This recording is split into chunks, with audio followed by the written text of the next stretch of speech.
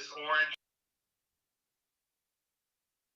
Good morning, everyone, and welcome to the first 2024 Southwestern Athletic Conference Football Head Coaches Media Session. Just a few quick reminders we'd like to make everyone aware of before we get started. We ask that if you are not actively speaking, we ask that you please mute your line. We ask you please welcome to the first 2024 Southwestern Athletic Conference. We also ask that you please wait to be acknowledged prior to asking any questions to any of the participants on our Zoom session for today. We'll start things off with Alabama A&M head coach Connell Maynor at 10:05. He'll be followed by Eddie Robinson at 10:15, followed by Cedric Thomas of Alcorn State at 10:25, Coach Woody from Bethune-Cookman at 10:35, Coach Colsey with Florida A&M at 10:45, Coach Joseph with Grambling State at 10:55, Coach Alonzo Hampton with Arkansas Pine Bluff at 11:05. Coach Kendrick Wade will join us at 11:15. Coach Bubba McDowell with Prairie View A&M's availability has been moved to 12:05. He's at a press conference, so we'll try to catch up with him at 12:05. Coach Terrence Graves will join us at 11:35. Coach Chris Dishman is also participating in the Labor Day Conference press conference, so his availability has been moved to 12:15. Coach T.C. Taylor with Jackson State will join us at 11:55. We'll pause here momentarily, give our media partners a few more minutes to log on, and we'll get started. Thank you for your patience.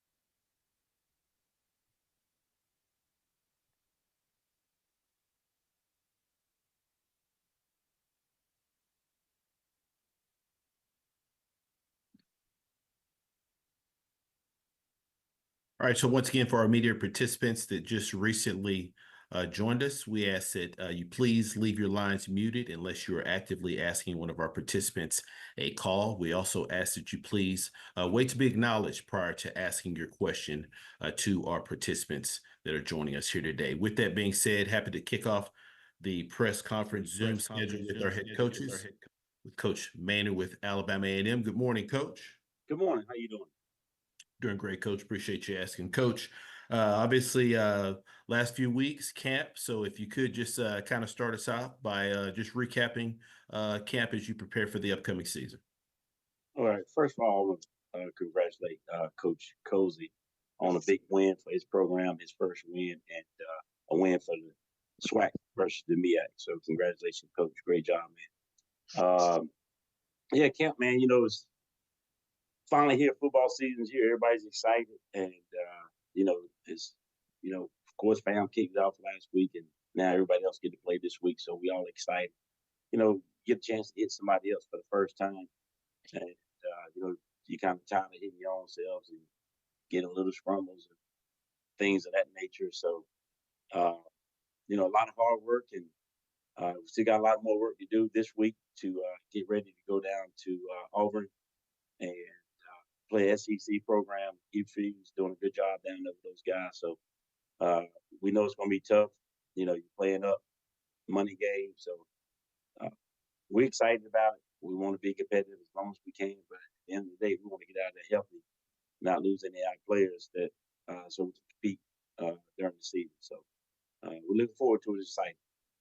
Appreciate those opening comments, Coach. We'll now open up for questions for Coach Maynard. If you do have a question, please utilize the raise your hand feature here on Zoom to get your question in the queue. Floor is now open for questions for Coach Maynard.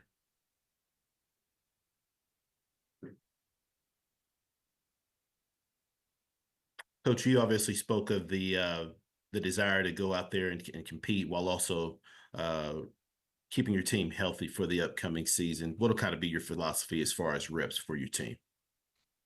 Well, like I said, we want to be competitive as long as we can. So as long as the game is competitive, we're going to keep playing our guys. And that means we got a chance to win the football game. It's competitive. So if it start to get out of hand, then we'll start making some subs and getting those guys out of there, get everybody else a chance to play. And again, at the end of the day, just try to keep everybody healthy, man. Play as long as we can. We're going to learn something about ourselves, what we are good at, what we're not so good at, even though we're playing up.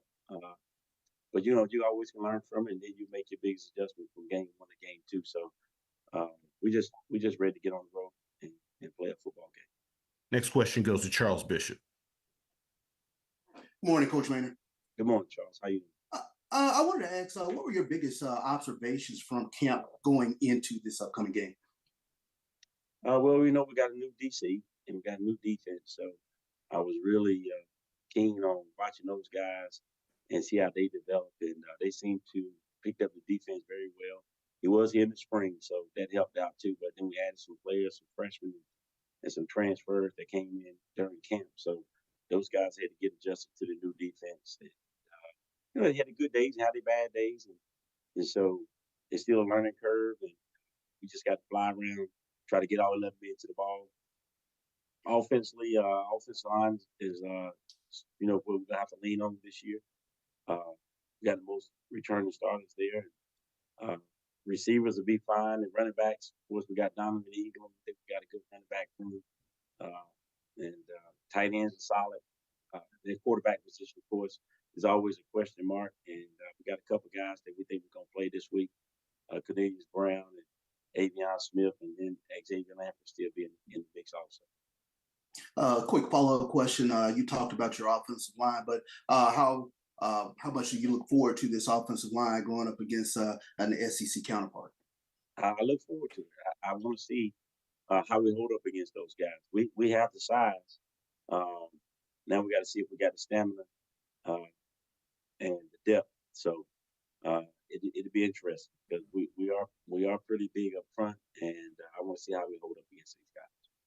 Sure thing, Coach. Thank you. Next question goes to Doc Holliday. How you doing, Coach Maynard? Doc Holliday, HBCU Overdrive. I'm good, Doc. How you doing, man?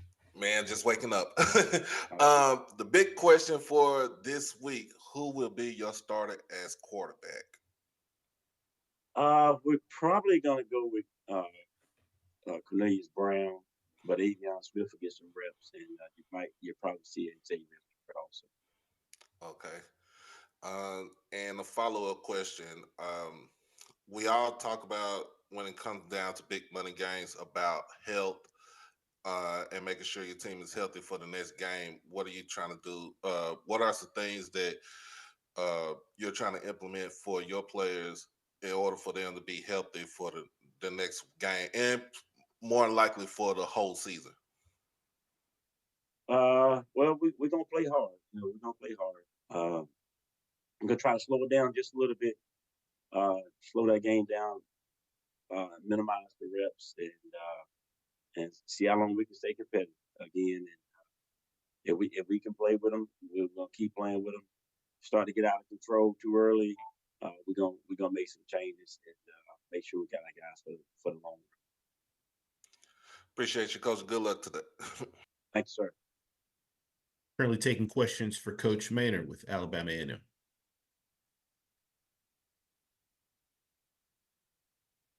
Any final questions for Coach? All right, we've got a question from Kendrick Marshall. Hey, Coach. It seems like you're going to be playing a lot of guys this weekend against an FBS opponent. What do you hope to learn about your team coming out in week 1? Just the ability to fight, not give up, keep fighting, and just see how tough we are, to see how we are. See what our strengths are, see what our weaknesses are, how we match up against Auburn and the SEC opponents. So you can always learn from these games. The things that we do well against them will probably mean that we're pretty good at those things. The things that we don't do well probably mean that we need to improve in those areas. So, of course, it's a money game, but at the end of the day, we got to watch the tape and try to get better. Even if it was a D2 game and we dominate, we still gonna have things that we can get out of the tape and learn from and get better at. So you're never gonna play a perfect game. You always gonna try. So you just got to take the things that they mess up on and see what we need to improve at game situations. Which that's me, but making sure the guys understand those things and just go from there. And a quick follow-up, Coach. You mentioned you likely going to play multiple quarterbacks in this game. How much of their performance will determine who gets the main reps with the ones going throughout the regular season? Well, it depends on who gets the reps when. If you get the reps against the starting defense of Auburn and you weren't very successful, then they put their third team in, and then that quarterback comes in and move the ball a couple of drives and things of that nature. That's not evenly matched. So it just all depends on who gets the reps against what teams and where's the game at that point. And so we're gonna try to, get both guys in there early, and so they can be evaluated against the same talent and make it a fair competition. I appreciate it, Coach. Mm-hmm. Any final questions for Coach Maynor with Alabama A&M?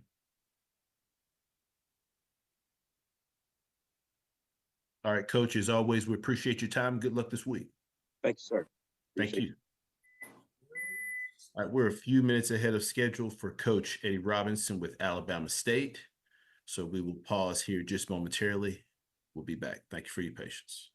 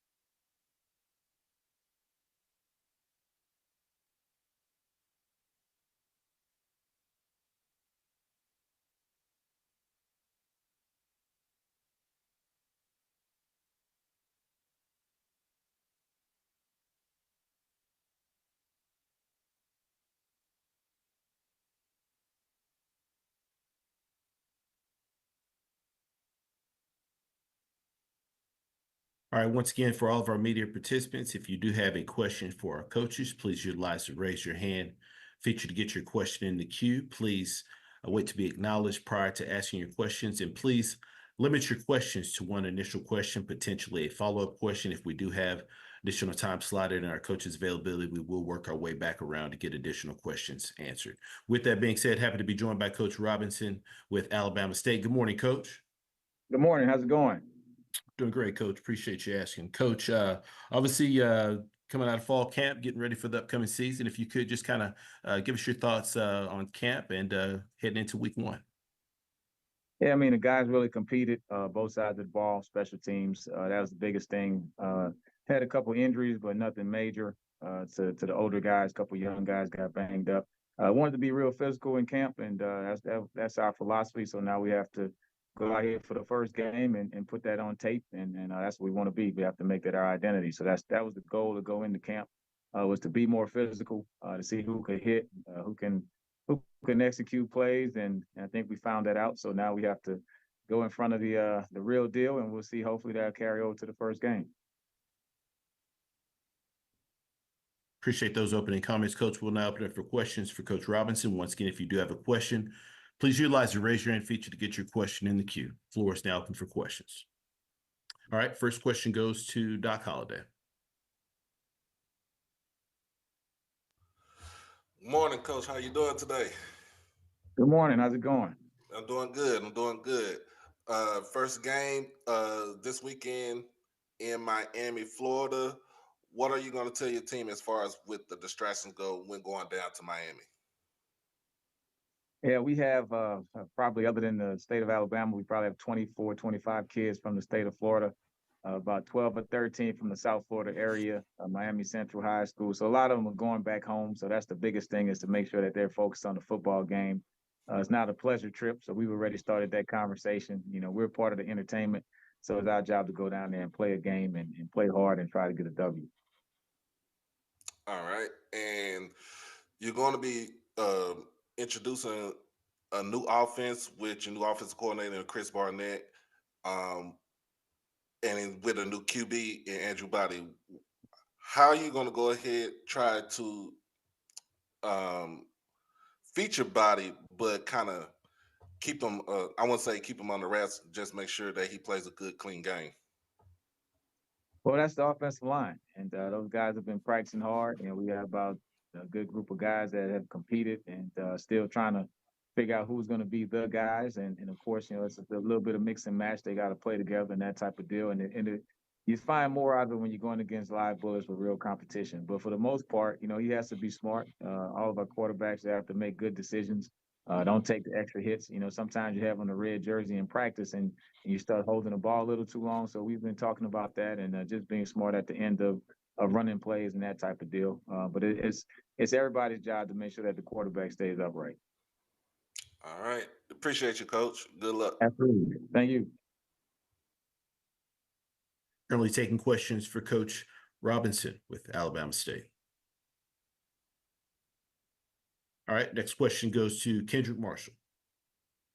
Yeah, Coach. You guys will be playing arguably the best Black college football team over the last 3 or 4 years in North Carolina Central.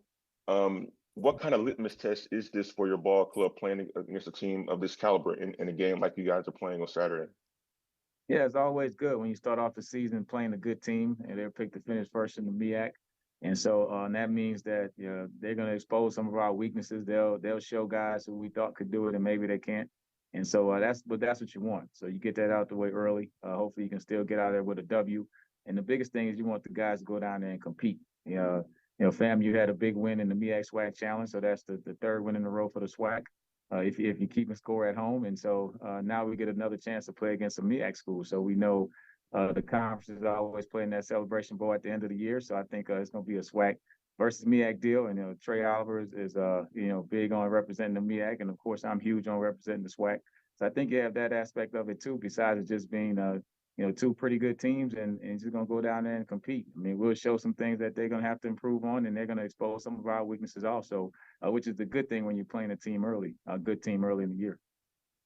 Yeah, this game, Coach, has been billed as a battle of the number ones, number one in the MEAC, and many believe that your ball club is going to be one of the top contenders in the SWAC.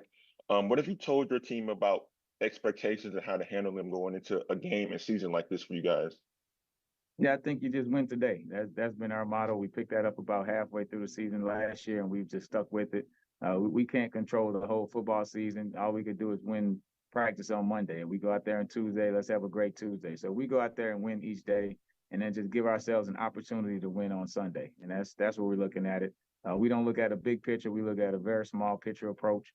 Win the day, get the treatment, go to class, do all those things right. And then on Sunday, just go out there and play hard. You give yourself a chance to be in the game. All right, thank you, Coach. Yep. Next question goes to Mickey Clayton. Morning, Coach. Mickey Clayton, Inside Sports. How you doing? Doing well. How's it going? It's going great. Coach, you're going down to Miami, Florida. Extremely hot, and it's been hot. How do you prepare your team for that heat that you're going to have? And do you take anything extra with you on the sideline to help those guys? Yeah, I mean, you have the different rehydration, tools that you can bring down there, the Powerade, those type of things. You need a little bit more than just water, so we understand that. I've been pretty much, I'm a weather guy, so I'm always letting them know, hey, it's a high of 88, low of 80, 55% chance of rain. So we know the weather conditions. We prepare for them. It's been pretty hot here in Alabama also, so we've had a couple practices at that 2 o'clock mark, and so to try to get used to the heat. And the biggest thing is you have to push yourself and make it uncomfortable in the summer. And so that way you'll be prepared for the first game. So hopefully that won't be a problem, but we'll definitely have the items available in case it just is one of those type of typical Miami days. It'll probably rain and then get super hot afterwards, but we just have to be prepared for it. It'll be hot on both sidelines. That's what I tell the kids. Thank you, Coach. Good luck. Thank you. Next question goes to Charles Bishop. Morning, Coach. Good morning. I wanted to ask this question in regards to North Carolina Central's quarterback, Walker Harris. Limited body of work, but we have seen some of the things that he was able to do against Mississippi Valley. But the question is, from your observation, from your film study, what are your observations of Walker Harris? I mean, he's a dangerous guy, in my opinion. He knows the offense extremely well. With the whole transfer portal and kids moving from school to school, you got to give that young man credit for staying there and sticking it out and playing behind an All-American quarterback. His skill set is somewhat different, but you do know he can execute the offense. He will hit an open receiver. He'll know it just like the coaches know it. And he's been in it, and he's waiting for his chance and his opportunity. So we have to prepare for him like he is the guy. And I think that's what our guys looked at when we saw the Mississippi Valley tape. And even though it's not a lot of game action, I mean, you can tell that he was very comfortable in that football game. So now going into the season as the starter, taking all of those number one reps, I mean, we have to be prepared for a guy who can go out there and beat us if we don't get pressure on him and do the things we're supposed to do defensively. Sure thing. Thank you, Coach. Yes, sir. Currently taking questions for Coach Robinson with Alabama State.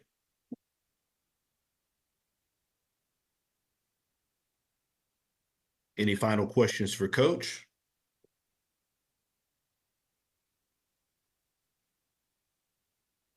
All right, Coach, as always, we appreciate your time and good luck this weekend.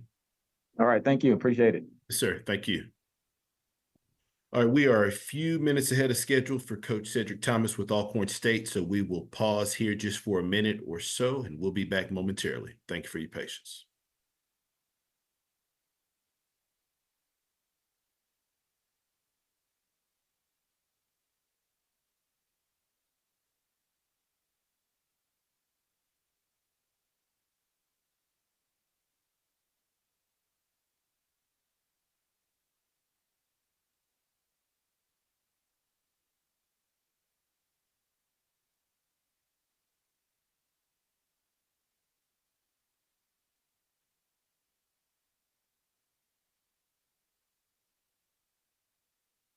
All right, once again, for all of our media participants, if you do have a question, please utilize the raise your hand feature to get your question in the queue. Please limit your questions to one initial question, potentially a follow-up question. If we do have additional time slotted in our coach's availability, we will work our way back around to get additional questions answered.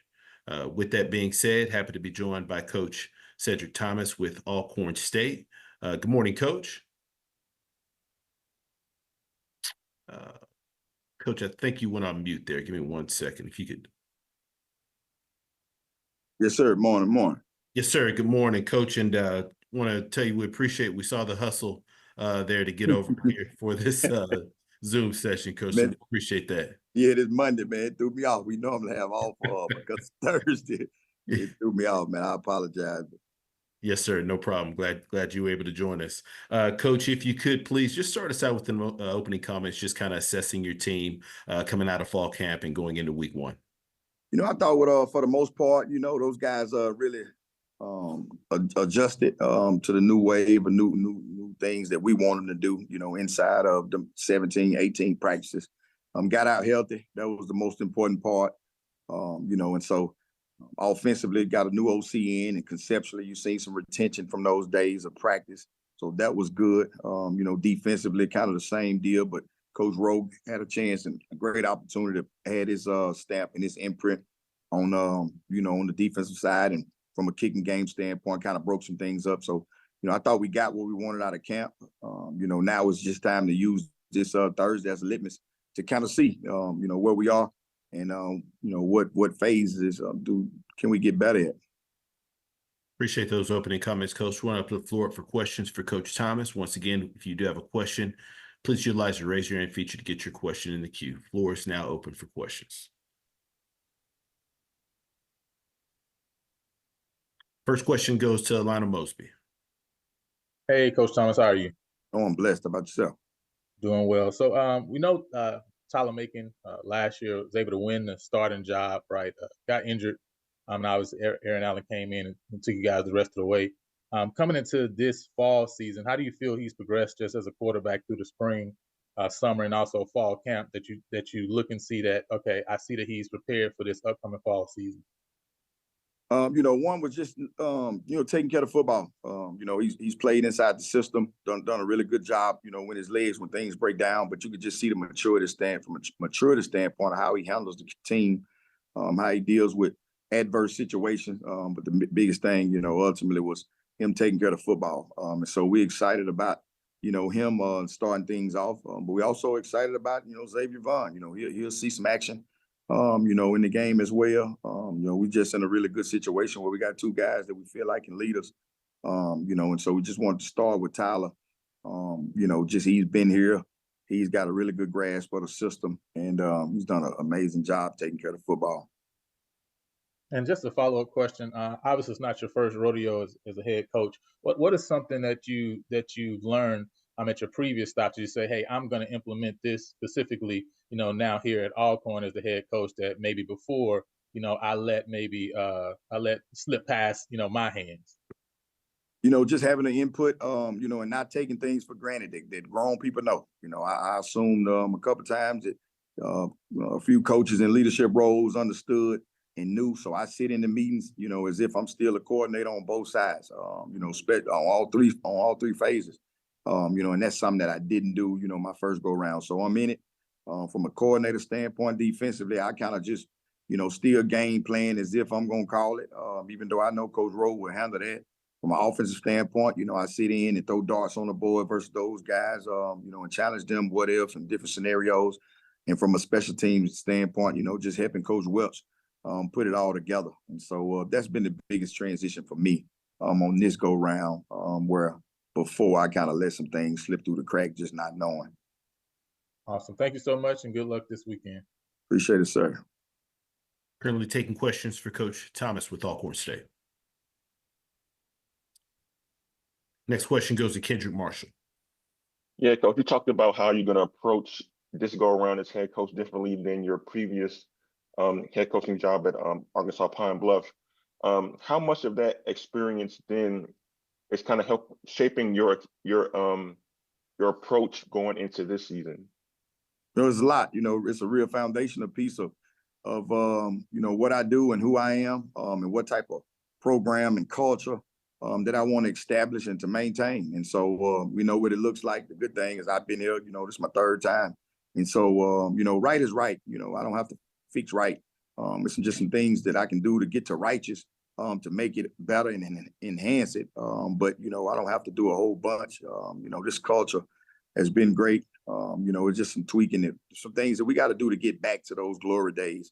And I think I got some ingredients to help with that. Got a really good staff that understands that, and a good group of kids that understand what that mission and vision look like. So not only the UAPB, background, but Mississippi Delta, here we playing on a Thursday, and I come from a junior college sector where, we played on Thursday. So just going back on those laws and being able to go to some of the practice schedules and scripts, that's kind of got us, situated now. And so both of those stops has really helped me this go round, here at this great institution.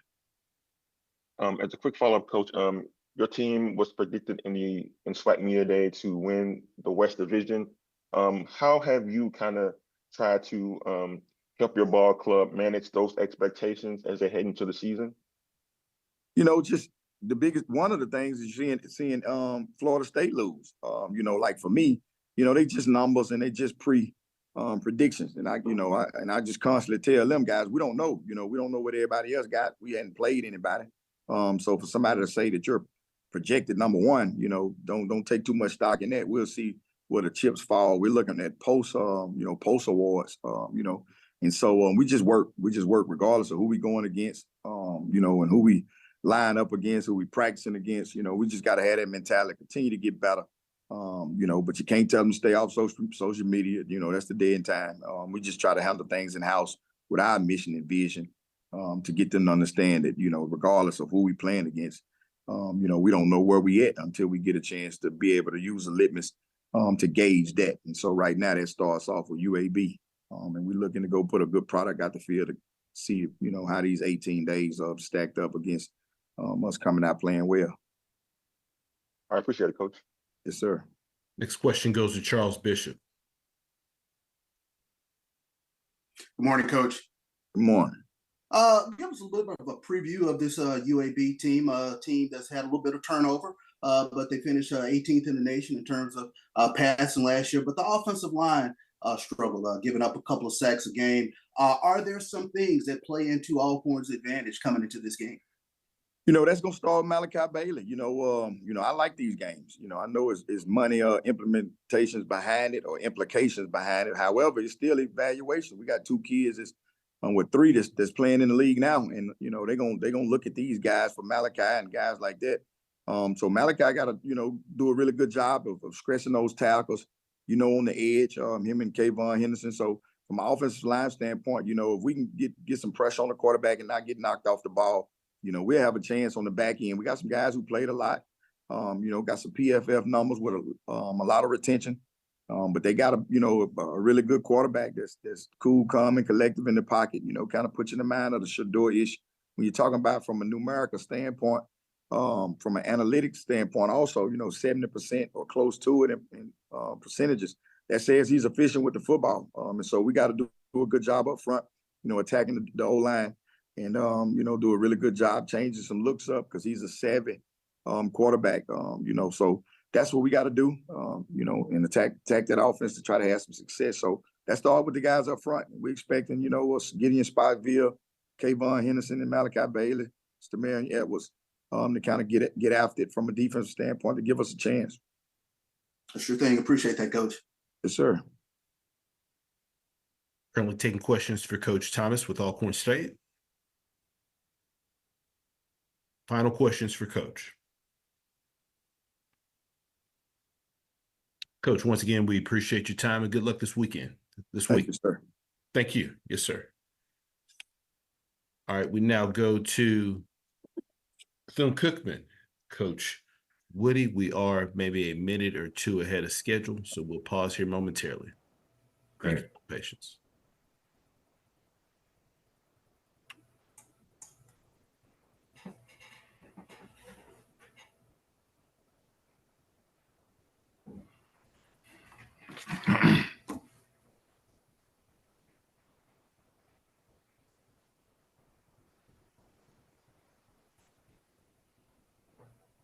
Once again, if you do have a question for Coach, please utilize the raise your hand feature to get your question in the queue. I do think we have Coach with us. Coach, can you hear me?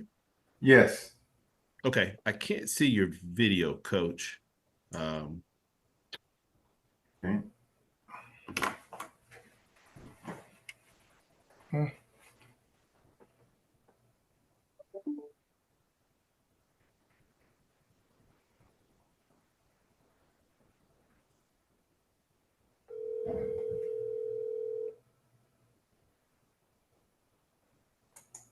Hey, Coach.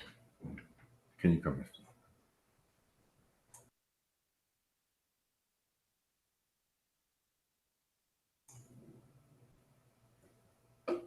Can you see it now?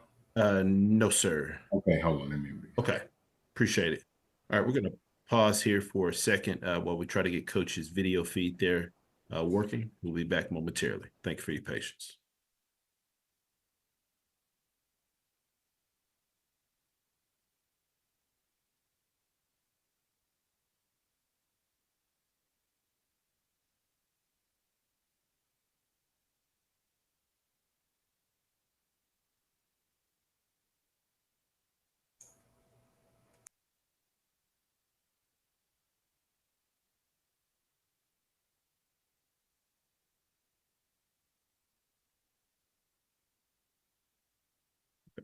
Yep, there it is, Coach.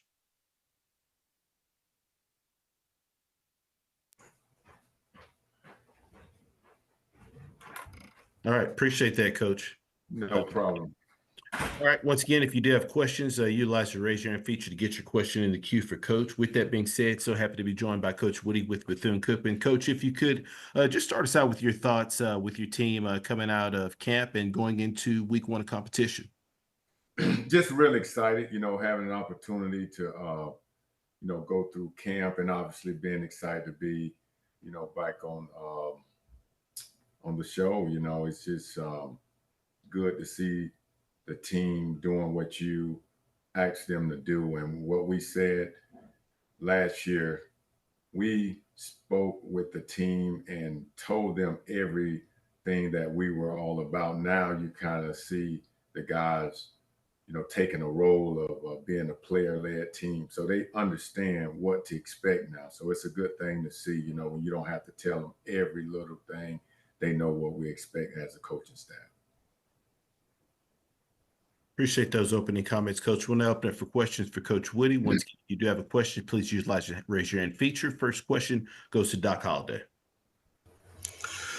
Good morning, Coach. How you doing today?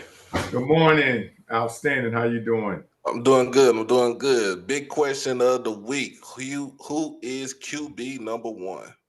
Well, we have, 2 guys, that's battling right now, Luke Sprague and Michael Bowens, and we're not going to name that guy until Wednesday. We want to keep, the competition real. And like I said, they've been battling back and forth. And, we have guys that do well in certain packages. So, we want to make that determination in the next couple of days. All right. And one more question, going up against FBS team this weekend, how are you preparing your guys to basically stay healthy? Well, obviously we always say it's the most important game because it's the next game on our schedule. We really can't worry about that. I mean, we got to play as hard as we can, as fast as we can, and as long as we can, and don't worry. I appreciate you for your time, Coach. Thank you. Only taking questions for Coach Woody with Bethune-Cookman. All right, next question goes to Lana Mosby. Hey, how you doing, Coach Woody? Outstanding. I want to ask you, your team, when you look at last year, we definitely looked at a team that obviously played extremely hard, fought to the end, was in a lot of games. What is it that you're doing to establish that culture there at Bethune-Cookman? Well, we tell the guys, we use the term come to work and go to work. And if you want a job, you have to go and take your job. If you have a job, you got to keep it or somebody's going to get it, and they realize that it's nothing going to be given to them. I mean, I know it's a lot of things that's been put in place for guys to get this or get that. We tell them we want you to appreciate the opportunity to love the game and play it like you love the game. And we create competition as far as going out recruiting guys that's going to come in and take your job. So, we tell the guys all the time, people with their hand out, they're not going to make it in this world. You got to come to work and go to work, and you got to make sure that every single day you put on your A game because there's somebody always there to take your job, including me. No, that's big. And I just a follow-up question. I know last year, obviously, statistically, for your offense was a real struggle. Only 260 yards total, 134 yards through the air. What has changed schematically or personnel-wise that has you excited about this year that this offense is really going to pop off in this fall? Well, we have to be able to run the ball. And, you go from after signing day, last February when administration hired me, we go from 8 offensive linemen to 17 now. So we got a good amount of depth up front. And, obviously our running backs are excited about those guys are pushing people off the ball. And obviously we have to take care of the ball because at the end of the day, it's all about technique, fundamentals, attention to detail equals the coordination of the play. If we do those things, we have a chance. Thank you so much, Coach Woody. Thank you. Next question goes to Mickey Clayton. Good morning, Coach. Mickey Clayton from Insight Sports. How you doing? Outstanding. How you doing? I'm great, Coach. I'm great. This season, how much better prepared are you knowing that you've made a run through the SWAC and more prepared to, or feeling more prepared with this season? What's the difference in how you approach this season? Well, like I said earlier, these players, they expect to win, obviously coming in with the staff. The players didn't know us and we didn't know them, coming in after signing day, so we was blessed to be given players to coach, but now, we had an opportunity to go out and recruit guys to fit our scheme on offense, defense, and special teams, so we're excited, about the new season, and the guys realized that what we had, we worked and we was in every game, but at the end of the day, it's not a spot for second place. I mean, anytime we go and compete, we want to be on top. Thank you very much, Coach. Thank you. Next question goes to Charles Bishop. Morning, Coach Woody. Good morning. Let's take a look at USF, and everything kind of starts from an offensive standpoint with Byron Brown. Only other player than Jalen Daniels last year, who threw for 3,000 yards and also rushed for 800 yards. But I wanted to ask, what's sort of the plan of attack when you have a quarterback who can put pressure on the defense from a throwing and running perspective? Well, again, it all goes back to the 5 A's: alignment, assignment, making adjustment, and understanding the alerts, and then the attack phase. But when you put all that together with the technique and the fundamentals and attention to detail, that coordination of the play will be on the positive end. And he's an outstanding player. I mean, he has an NFL arm, and he can make plays with his feet, with his arm, and also his football savviness. So, we got to come ready to go and just putting ourselves in a position where if he's going to complete passes, but we got to make sure we put guys down and not give up the explosive plays, something that we really worked on this fall camp that we gave up too many last year. So, I mean, if we do those things, we have a shot. Sure thing. Appreciate that, Coach. Thank you. Next question goes to Kendrick Marshall. Yeah, Coach. Earlier you mentioned that you told your team that, they couldn't be comfortable because there will be some guys looking to take their job, and you mentioned yourself in that as well. How much urgency is there from your standpoint of having a much better season this year than you guys did last year? Well, we're going to do the things the right way, and we tell the guys 2 words: do right and then prove it. So these guys, they understand where we at with the program. They know that people have been recruited to come in and take their job, so they're playing at a different level, so we're excited about the players. It's all about the players, right? They understand our philosophy, and then obviously going out trying to execute what we're asking them to do. You spoke about recruitment as well. What do those recruits bring to your ball club that you acquired during the offseason? How do they change the dynamic of your program? Well, depth, and then the pieces that we needed, obviously, it's going to help us down the road, because when you go in and when you have a certain amount of guys and don't have the guys behind them to push, it's no realization of getting better quickly. Now they realize that, hey, if I don't go out and do my job and the next guy doing their job, then my job may be taken, So I just think overall, it's going to help the overall picture, because going into games like this or any game, that number 2 guy is just a play away from being a starter. So I believe iron sharpens iron, and we're excited where we're at this point. I appreciate it, Coach. Appreciate you. Got time for one final question. That'll go to James Hill. Hey, Coach, I hope you and everybody in Daytona are well. This young fella, CJ Brooks, the quarterback from Orlando who transferred portal VUL. When you think about CJ, what have you had a chance to see out of him? Well, coming in obviously late, and we're blessed to have him. When he's had an opportunity, obviously polishing up on his technique and fundamentals, but he's been a pleasant surprise, and he's, like I say, he's young, he's smart, he just has to keep working, and he's going to be able to hopefully one day, lead the Wildcats out on the field and be that star right now. Right now, he's working, he's fighting, he's just a little bit behind, but he's definitely a guy that can play at this level well. Coach, Saturday, a great opportunity at Raymond James Stadium.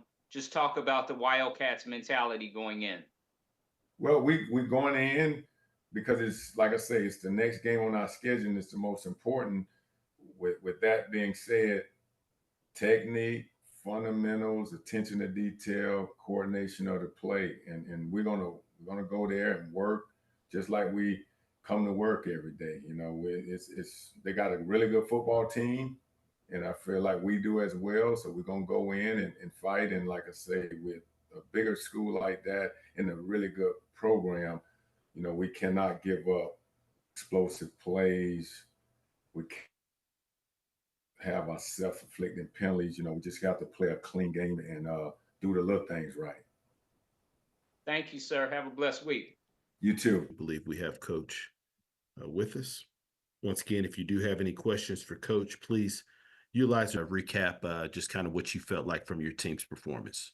Well, I asked for a little adversity, to see how our team would respond and / react, and I wasn't really expecting that. But obviously getting a chance to line up, got quite a few new guys that that played under the lights, and we saw some things that we didn't necessarily prepare for because you had a little bit of a level of unknown, especially with them having a new offensive coordinator and them obviously having another 7 to 8 months to prepare for us. But love the way our guys persevered. Love the way we came to the sidelines and made the proper adjustments. And we got down 14-0. Our offense went down there and scored. And I often say a good team's answer.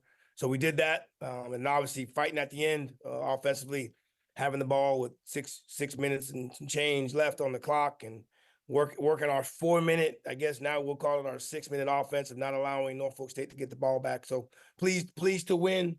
Excited, to be 1-0, and we were. I thought our guys played well, but biggest improvement will be from how we played game 2 compared to how we played on this past Saturday. Appreciate those opening comments, Coach. First question goes to James Hill. Hey, Coach, I hope you and everybody on the highest of 7 hills are well. When you think about the thought process going into your first game as head coach at Bragg this week, coming off a victory in Atlanta, talk a little bit about going into the South Carolina State game. Well, another scenario where, you got, as opposed to one new offensive coordinator that we had last week, now you got an entirely different staff. Obviously just, hearing about what Coach Perry's accomplished, the last few years at Benedict as the head coach, and then his amazing accomplishments he's had as a coordinator throughout his tenure of the place he's been. They're going to come in and they're going to be hard nosed. They're going to be disciplined. They're going to do the things necessary to win. Now he's probably doing on a little bit of a bigger stage as the head coach. So there's some things that we have to prepare for, just because of the attitude of the head coach. But with also knowing that there's going to be some unknown. There's going to be some things that they'll probably run that we might not necessarily prepare for as much as we should, or we would know to run or know to prepare for. But we're excited. Trust me, it's a heck of a lot easier playing our home opener at 1-0 than it would have been at 0-1. Thank you, sir. Have a great week. Hey, thank you. Next question goes to Doc Holliday. Coach, how you doing today? I'm doing well. How you doing, Doc? First of all, I want to congratulate you on your first NCAA victory on Saturday. My first question is, how will you adjust to limiting teams to South Carolina State to run on you like Norfolk did, as far as giving up 200 yards? Say what it is. They ran it down our throat early in the ball game. Say what it is. I mean, hey, listen. For us as a team, our philosophy is to be able to run the football and stop the run. And we feel if we do both those things, we got a very, very good chance of winning. Ultimately, this past Saturday, we did not, right? And that put us in the situation that we were at, late to this football game. So, we had some guys that, we had a new nose guard, right? We had 2 new linebackers, and ultimately they took advantage of some of our inexperience. So, we got back to our basics, late in ball, late in the second quarter and the remainder of the second half, where we stopped all the movement and we just lined up and played. And ultimately, we probably should have been able to do that maybe a little bit sooner. But we calmed ourselves down. People better realize, this is we were playing on ABC. But some of these guys, this was some of the most playing time they had, especially coming from the universities that they were at. So, not much is going to change for us as far as preparation.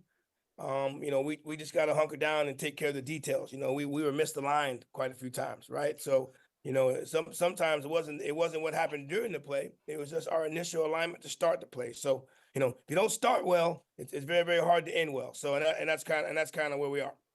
And I got one follow-up question. Daniel Richardson, he kind of looked shaky in the first half, and then in the second half, he came alive, knowing that he could do as far as being the quarterback. What was the thing that you told him as far as the difference between the first half and to the second half of the game? Well, we were learning each other too, right? Coach Henry and as our offensive coordinator, Coach Patterson as our defensive coordinator, they're learning how to field the game as well, right? And amongst with new players, right? I mean, there is that there is a little bit of a sense of unknown how they were going to handle things, and ultimately when we came on the second half, man, I just told Daniel, let's turn it loose, like, hey man, trust your training, right? He's got one of the best quarterback coaches in the country. Trust your training and turn the ball loose, throw the football, right? So we had that throw late, maybe in the second quarter, we had that slant route in the end zone, and he lobbed it. Daniel Richards got a great arm. He's got great accuracy. He needed to zip that sucker in where it should have been a touchdown. So just again, trust what you've been doing throughout training camp, spring practice. Those are the things that we want you to fall back on. Fall back on the teachings that you've had. So he did that. Obviously, we ended up with being named the MVP. Had a great game. I think the biggest thing that I asked from that position is to get rid of the football, which I thought he did a very, very good job of, and then making sure we take care of the football, which I also thought he did a very, very good job of as well. Appreciate you, Coach. Thank you. Next question goes to Mickey Clayton. Good morning, Coach. Mickey Clayton, Inside Sports. Congratulations on that first win Thank you. as head coach at Florida A&M, and for the coaching adjustments you made as the game went on. What I want to ask you about is Kendall Bowler, the NFL prospect that you have. What does he do, and what do you expect for him going forward? Because he's high on a lot of lists with the NFL. Well, I think the biggest thing for him, when I first got here in 22, we had him at safety. We played North Carolina and Jackson State, and he was playing our field safety position. And obviously, after about the third or fourth game of the 22 season, then we made the adjustment and made the change, and he's been a corner ever since. He had the luxury of having his older brother here, and so he didn't necessarily have to save. He didn't have to save very much. Then you go back to the 23 season where you got Javon Morgan, you got Eric Smith, Lovie Jenkins, guys that again took leadership roles, and all Kendall had to do was just play. Now you're asking a guy who's an NFL prospect. We've had about 12 to 13 teams already here just to see him. You want that guy now to be a leader, and we're going to need that from him. And that's just a guy who's been in it, a guy who's been in big time football games, whether it was at North Carolina or, making big plays at the Celebration Bowl. So, that his experience is going to help a lot of our newer players that are playing, that are in the current position that they're in right now. So that's the one thing. And then obviously, secondly, he's a guy that if I need him to demonstrate drills, he's the ideal guy to do it, and talks them through it. He goes through the preparation as far as what we have to do weekly. So he's a great example for a lot of our guys to lead and learn from. And again, I wish he had another year, but he does not.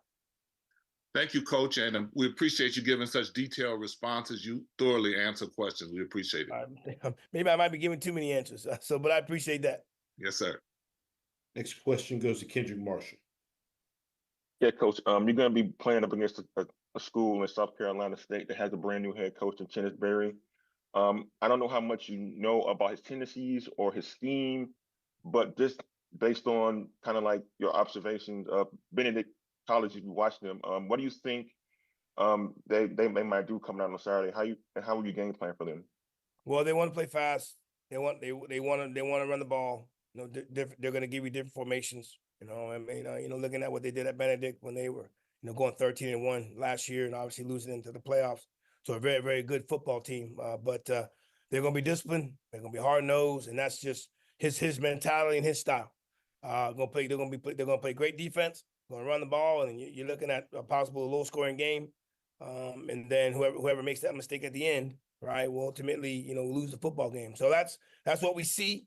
Doesn't necessarily mean that's what's going to happen. But I think for us, we got some things that we need to, sharpen up on, and offensively, defensively, special teams.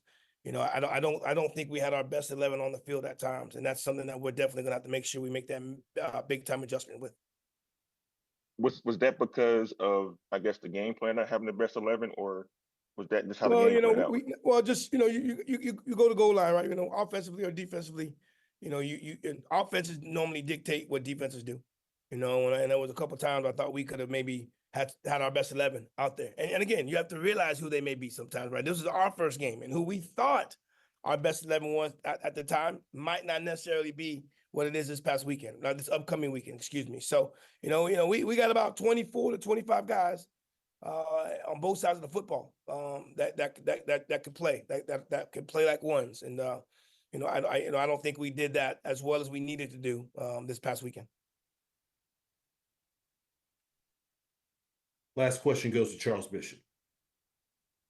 Yeah, Coach, real quick, and I kind of wanted to follow up on your point in terms of looking at who your best 11 might be. But I wanted to specifically ask about your rushing attack in this game. Norfolk State's seemingly with their defensive line linebackers were able to do quite a bit in terms of sort of stymieing the rushing game. But going forward, what is it that you're looking to kind of get out of the running back room? Well, we thought we would be able to, to dominate up front. That was the focal point. We thought we were going to be able to run the football a little bit better than we did, and obviously, and since we had a new quarterback, we thought we wanted to maybe possibly ease him into the football game. And then you get down 14-0, and now it's not 3-and-out. We can't go 3-and-out anymore. We can't try to establish this run game. So we opened it up a little bit.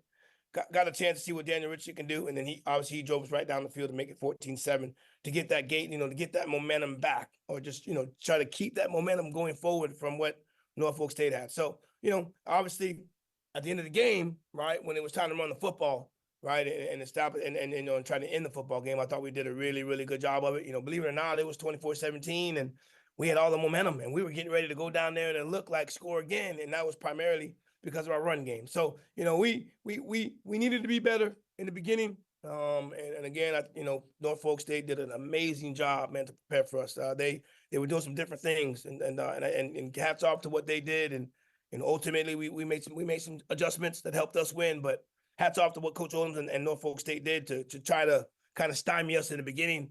And ultimately, look, like I said, we had a chance to win, and we did. Excited for it, but we definitely have some things that we need to work on.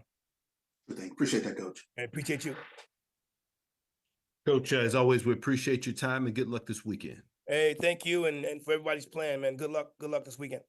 Appreciate it, Coach. Thanks, guys. We now go to Grambling State. Coach Joseph. Once again, if you do have any questions, please utilize the raise your hand feature to get your question in the queue. Please limit your questions to one initial question, potentially a follow-up question. If we do have additional time and our coach's availability, we will work our way back around to get additional questions answered.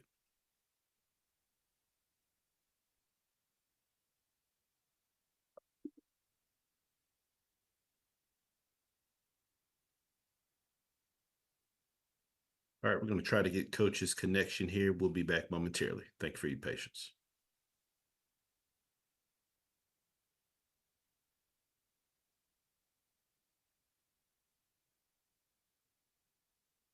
It's not coming. There you go. Here we go.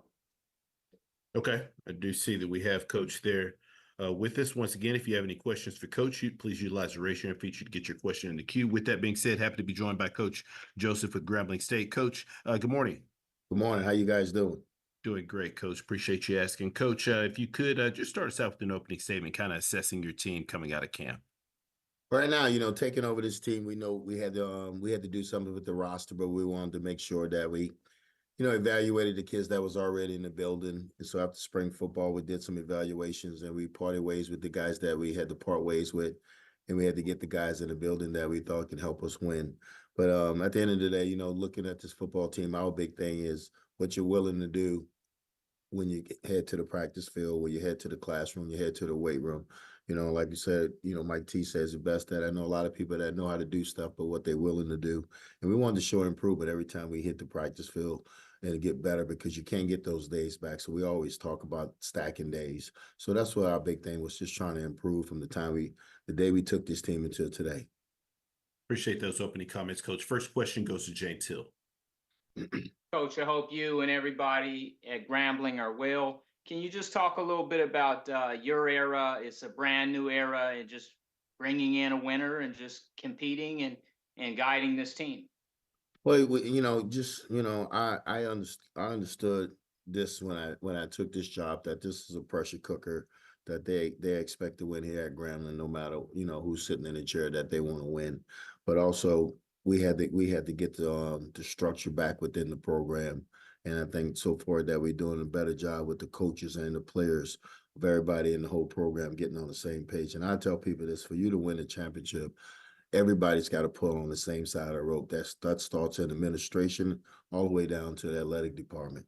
So we can get that done. I think we can get this thing back on track, because there's enough talent out there for everybody. Now, when you do get the talent, it's what you do with the talent. It's how you coaching them, how you treating them, and how everybody across campus treating them.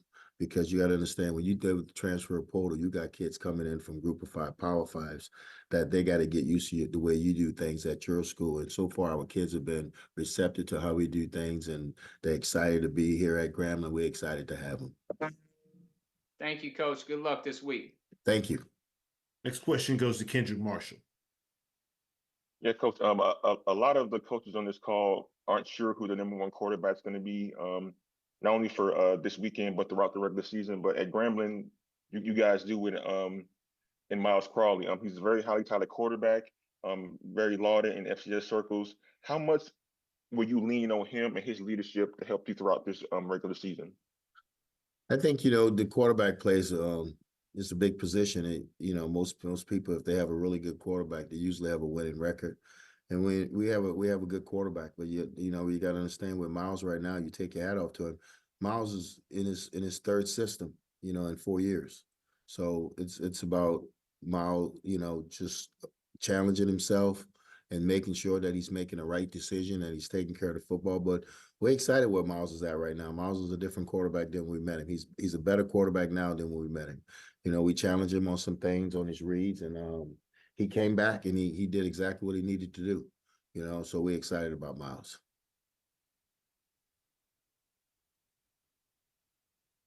Currently taking questions for Coach Joseph with Grambling State. Final questions for Coach. All right, we do have a question. Question goes to James Hill. Coach, Louisiana, the opportunity to compete and win a game and play a game where people around the state will be looking. Just talk a little bit about that game and what you see from them so far. Well, Mike does a really good job with them. They have a lot of stability for his wins. They've been in postseason the last couple of years. They've been in that New Orleans Bowl. So they're a well-coached football team. They're really strong up front. They 11, 12 personnel. They want to run the football. They want to play action you. And they have some really good players. And on defense, I think that they're really experienced in the defensive back end. And the guys up front are really good. They had 2 transfers in, one from Arizona State, Ashley Williams, and Fitzgerald, a kid from LSU. So they have some depth in the defensive line, and they're well coached in the special teams. This is a good football team, but it's a great opportunity, for me and the players and the coaches to have this opening game with Lafayette, because this will be a measuring stick for us to see where we're at. Because right now, when you play a game like this, you're coming in undermanned, because they have 85 scholarships, we have 63 scholarships, so they have more depth than us. So we got to play really well on in all three phases of the game to give ourselves a chance. But we're excited about the opportunity, and just the advantage of playing a team like Lafayette and being in state, that these kids know each other. They played against each other. They scrimmaged the game on Thursday, Friday, Saturday night, or they was at camps with each other. So it won't be an intimidation factor like wow, we never seen him before, because some of these guys were teammates. So we just going to come out there. We want to compete. We want to play hard, and we want to see where we're at. Like I said, it's a lot of new faces on this team, and I heard Kuz just talk about just not having the right people out there at times, and you don't know until you put them out there, and he's right. So we'll know, and like I said, I'm a guy that I put you on a short leash. If you don't get it done, I get you out of there right away before you hurt us. So our kids understand that. So we're looking to play multiple players because, like you said, we got a lot of kids, new faces in here. So we want to see exactly what they can do. Thank you, sir. Thank you. Next question goes to Kendrick Marshall. Yeah, Coach. What are you hoping to learn about your defense in this matchup? Well, we want to be physical. We want to be physical. Physicality's got to be in our DNA. That's what we preach about. That's what we want to do. We know they're going to do a lot of shifts, a lot of motion. So we want to be able to line up. And then, like I told them, I said, once they do all the shift in motion, the ball's got to snap. So then we got to figure out, where my gap at, what man, what coverage I'm in. So we want to be a sound defense. We want to be a defense that's a gap integrity, that we're going to be in that gap. And we say we playing man, we playing man. We're not peeking at the quarterback. We playing zone. So we want to try to do everything right. We want to cut down the missed assignments. We want to cut out the lows. So we definitely don't want any missed tackles. Last question goes to Lionel Mosby. Hey, Coach Joseph, how are you? I'm good. How you doing, Lionel? I'm doing well. Well, we know Graham has obviously a storied history, and but every coach is different, right? What kind of culture are you looking to establish here at Grambling, and what have you been doing to go about to get that established, especially with a lot of new guys coming into the program this year? Well, I think you like I said before, you got to get the structure back. I think Gramblin's going to be Grambling. When Grambling gets off the bus, everybody's going to give them their best shot because you're Grambling. I think the kids have to understand that. And I told the kids, I said, you can't live off the past, kill what these guys have done, because you can't take credit for what they have done. You got to go out and get your own kill. Man, it's a national brand. It's well known, but at the end of the day, we know everybody wants to be Grambling, and we know, hey, we're a target. We're a target because who we are. But at the end of the day, nobody's scared of us. Nobody's intimidated by us. So we got to make sure that we're a really strong football team and a solid football team, a physical football team, and we get the thing back on track. But it's about structure. It's about getting these kids to do what we ask them to do on and off the field. And I think so far, the coaches and the support staff, they're doing a great job of doing that. So we got to continue to raise them. We got to continue to develop them. And I think, once you do that, then I think this thing can get back on track. But we're a long way from that right now. And just a follow-up question. I know, we hear a lot about Miles Crowley, obviously on the offensive side of the ball as a leader for this program. On the defensive side of the ball, are there any specific guys that you can mention that you're really leaning on, especially early on in this year, to help that unit together to move forward, right, and be what you want to be on defense? Well, yeah, I think, if you look at Hardy, you look at Jacoby Scott, the 2 D tackles from last year, there's kids that played a number of snaps last year that we really high on right now. I think Andrew Jones played a good bit last year. We want to make sure that he's playing at a high pace, but you got transfers in here. Like you say, you don't know about them. You know that they were good in t-shirts, but I got to see them when these bullets are flying and see what they're going to do. But we're excited about the kids that's in the building. We're just going to continue to coach them up. But I know that the returning guys, we leaning on those guys because they've been there before. They know what it feels like. So we looking at them to bring great leadership to this group and to make sure this group improve every week. And once they do that, then we're gonna be happy for them. But right now, we don't know. And I mean, if anybody said they know about their kids, you really don't know until after you play these kids. The transfer portal, it has you confused, because they're with you for a reason. They're not with you because they played a whole bunch of snaps at their previous school. So you don't know until you put them out there. I'll be to tell you more Sunday morning, but not right now. That's a great point. Thank you so much, Coach Joseph. Thank you. Coach, we sincerely appreciate your time and good luck this weekend. Hey, man, I appreciate you guys. And like I said, everybody who's played this week, good luck to you. Let's go. Let's keep that SWAC going. Appreciate it, Coach. All right. Bye-bye. All right, now we go to Arkansas Pine Bluff, and Coach Hampton, we sincerely appreciate your patience. Once again, for our media participants, if you do have a question for Coach, please utilize the raise your hand feature to get your question in the queue. Good morning, Coach Hampton. Good morning. Coach, if you could please start us out with an opening statement, just kind of assessing your team coming out of camp. Obviously, we've had a really good camp. Been in about 3 weeks. The players have worked hard. Coaches have done a good job of coming together, kind of figuring out what we are as a football team. And now we get an opportunity to go out there on Thursday night to see what we have as a football program and see if we made improvements from last year. So we're excited about that opportunity. Appreciate those opening comments, Coach. First question goes to James Hill. Coach, I hope you and everyone on campus are well. Thursday night, a golden opportunity to showcase your brand and play on a big stage, Arkansas game. Just talk about offense, defense, and special teams and just going in. Well, obviously for us, just kind of like you heard some coaches say when you're playing a bigger opponent, obviously, man, you're going to be some men down. We got 63 scholarships. They got 85. But we're excited about the opportunity, with our offense. We got a new offensive coordinator that came in. So we're excited to see how we look. We got some returning starters back that played last year, ready to take that next jump. Defensively, we got some really good players that came back from last year's defense, and hopefully we'll be able to grow and make improvements in that unit. And obviously, we had a second team all preseason SWAC punter back. Hopefully we don't have to use him very much as we did last year. But again, we feel good about our football team. Everybody does. First game of the year, right? But we're excited. And as I told our kids and I told the coaches, this one game won't define us one way or another. Obviously, you don't want to play an SEC opponent first game of the year, but that's the hand that we've been dealt. And so our kids are excited about the opportunity to go out there and showcase our brand. Thank you, Coach. Have a blessed week. Yes, sir. You too. Next question goes to Tanner Spearman. Hey, Coach, hope your week's off to a good start. Obviously, UAB and Arkansas just going to be the second ever meeting between these schools. Of course, Arkansas for a long time didn't play in-state opponents. Now that they do, and you have a chance to be a part of this matchup, for you as an Arkansas native, what does it mean to you to see this matchup and be a part of it when it wasn't possible for such a long time? Well, obviously, that is the excitement, just to be able to say you playing the best team in the state, and then you get a chance to go out there and kind of see where you are, where you measure up. And so that is the exciting part about it. Obviously, for our fan base, it's important to them. I think some of them have expectations that we're going to go in and we're going to score 100 points and we're going to shut them down.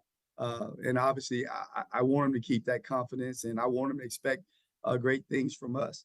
But we're just trying to go in there and shorten the game and make us some plays early to put a little pressure on them.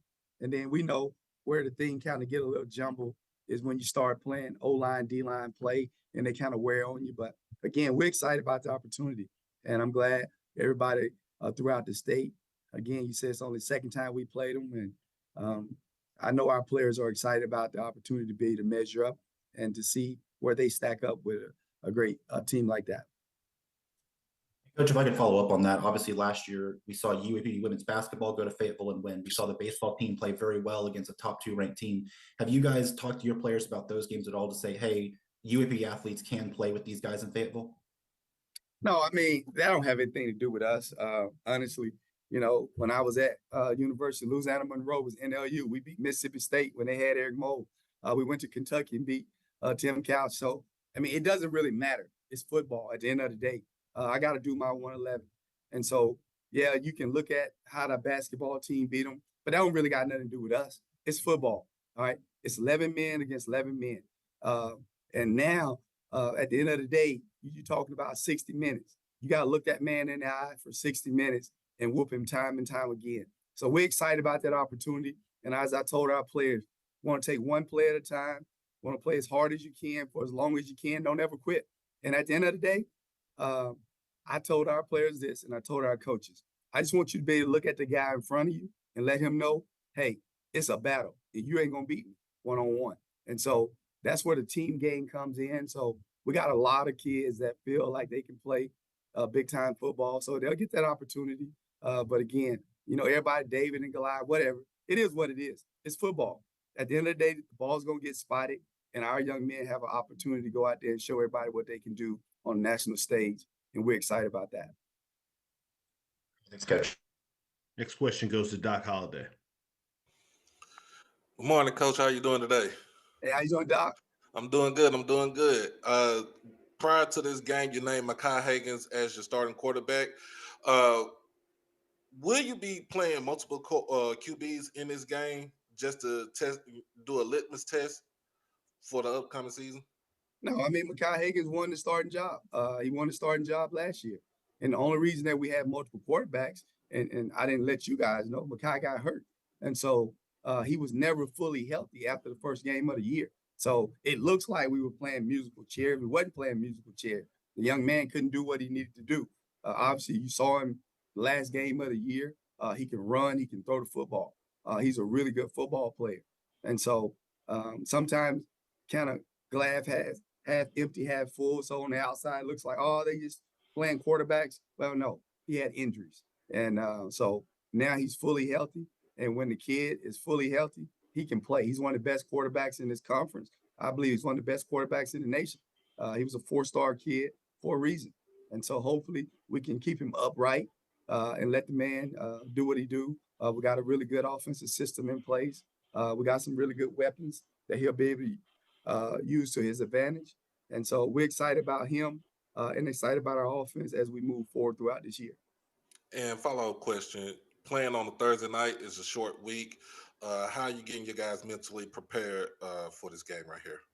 Well, it's the first game of the year. The game was supposed to be on Saturday, but they changed it. I mean, that's out of our control, but it is what it is. I mean, we just today's our first day of class. So that's the good thing. We only got 2 days of class, and then we drive up the road to go play the game. So at the end of the day, man, what's it, Thursday night, Wednesday? It don't really matter. It's football. All you do is you count backwards, right? Make sure you get the kids a day off. You got a Tuesday practice, a Wednesday, Thursday. It all adds up, right? And again, they're excited because now you don't really got a lot of schoolwork because it's just the first couple of days of school. So they can go out and relax and play the game of football, not worried about having to turn in assignments, right? All right. Thank you, Coach, and good luck. Appreciate it. We'll take one final question from Kendrick Marshall. Yeah, Coach. Earlier you mentioned it wasn't exactly ideal for you guys to start the season against Arkansas, even though they are an in-state opponent. Why is there trepidation there about playing an SEC team for the first game of the season? Not any trepidation. I'm just saying, like, when you playing a team that has 85 scholarships, okay, let's do the math. They got 85. We got 63. We brought in 50 new players, okay? They got their same team, all right? They've had their players the entire summer, okay? We didn't have our players the entire summer. So it's not ideal, right? But it's football. We ain't going to complain about it. I'm just asking, like, if I had my way, I'd like to play them the second game. It ain't my choice, okay? We don't really care. Spot the ball, let's play. So you asked the question, that's the answer for it. But our young men are excited about the opportunity. We need these kind of games, all right? It helps us financially. It helps us do the things that we need to do as a university. So we're excited about it. And again, I would always like a warm-up game before you play the best opponent, right? So that's my hesitation. But guess what? Thursday night, August 29th, 6:32 p.m. when the ball kick off, the Golden Lions will be out there on the field, and we're excited to play. As a quick follow-up, Coach, how much input or control would you like to have over your preseason schedule moving forward? I don't know any of it, okay? I coach football. That's the AD's job. Vice Chancellor A.D. Robson, he does a great job. So let's get that out of the way, okay? I don't want any input into the schedule, okay? Wherever he tell me to play is what we're going to play. Our kids don't care, all right? I would like to to be able to play a smaller school, then play a bigger school because it's the first game and because we got so many new guys. That's the only reason I said that. So let's just get that out of the way so we're on the same page. I appreciate it, Coach. Coach, as always, we appreciate your time and good luck this week. Appreciate it. Great job, FAMU, and good luck to everybody this weekend. Appreciate it, Coach. We'll now go to Mississippi Valley State and Coach Wade, I do see that we have Coach with us. Good morning, Coach. Hey, good morning. Appreciate your patience, Coach. Coach, if you could please start us out with an opening statement, just kind of assessing your team coming out of camp. Yeah, just first, good morning to everybody. Man, we came out healthy. You know, that's always the most important element, you know, going into a season, just coming out healthy. So we feel really good about that. One of the biggest improvement we've seen is just how connected our team is this year. You know, last year we had to generate time and create slots for guys to bond, to get to know each other. This year's been totally different. You know, guys, we see them walking to class together, going to the cafeteria together, going out for dinner. So that's been very encouraging. We're getting ready for Tennessee State this week. We're looking forward to that opportunity, a really good Tennessee State team. And like I said, we're excited about this opportunity to go down to Nashville. We played them in 2021, came up short 26-20. We 3-5 versus those guys. The last time we beat them was 1991, and we 0-3 in Nashville. So we got a lot to look forward to. We're excited about it. Appreciate those opening comments, Coach. First question goes to James Hill. Coach, I hope you and everybody in the Delta are well. Talk a little bit about just the Valley Way and getting it started, and it's a brand new season, and you have a great opportunity, as you say, to go to Nashville and look to get one. Yeah, I mean, you know, just, you know, about 12-month period, we came in hoping to do some things. We hope to be a good team. We hope to go out there and play the right way. This year, we believe it. There's a belief that we can go out and do things the right way. And there have been great acts, you know, over a 12-month period that kind of echo those sentiments that we can go out and do things the right way. So there's a great belief this year. And like I said, it was more hope last year. And we truly believe we can go out there and do some good things this year. Thank you, sir. Have a blessed week. Yes, sir. Next question goes to Doc Holliday. Good morning, Coach. How you doing today? Doc, good morning. I'm doing good, doing good. First game of the season against Tennessee State. Will you be, as far as the QB play goes, will you be going out with Tajarian as the sole starter, or will you be rotating QBs in for this game? No, you know, as of right now, he's our starter. He's going to have every opportunity to go out there and prove that. You know, he would not have a short leash.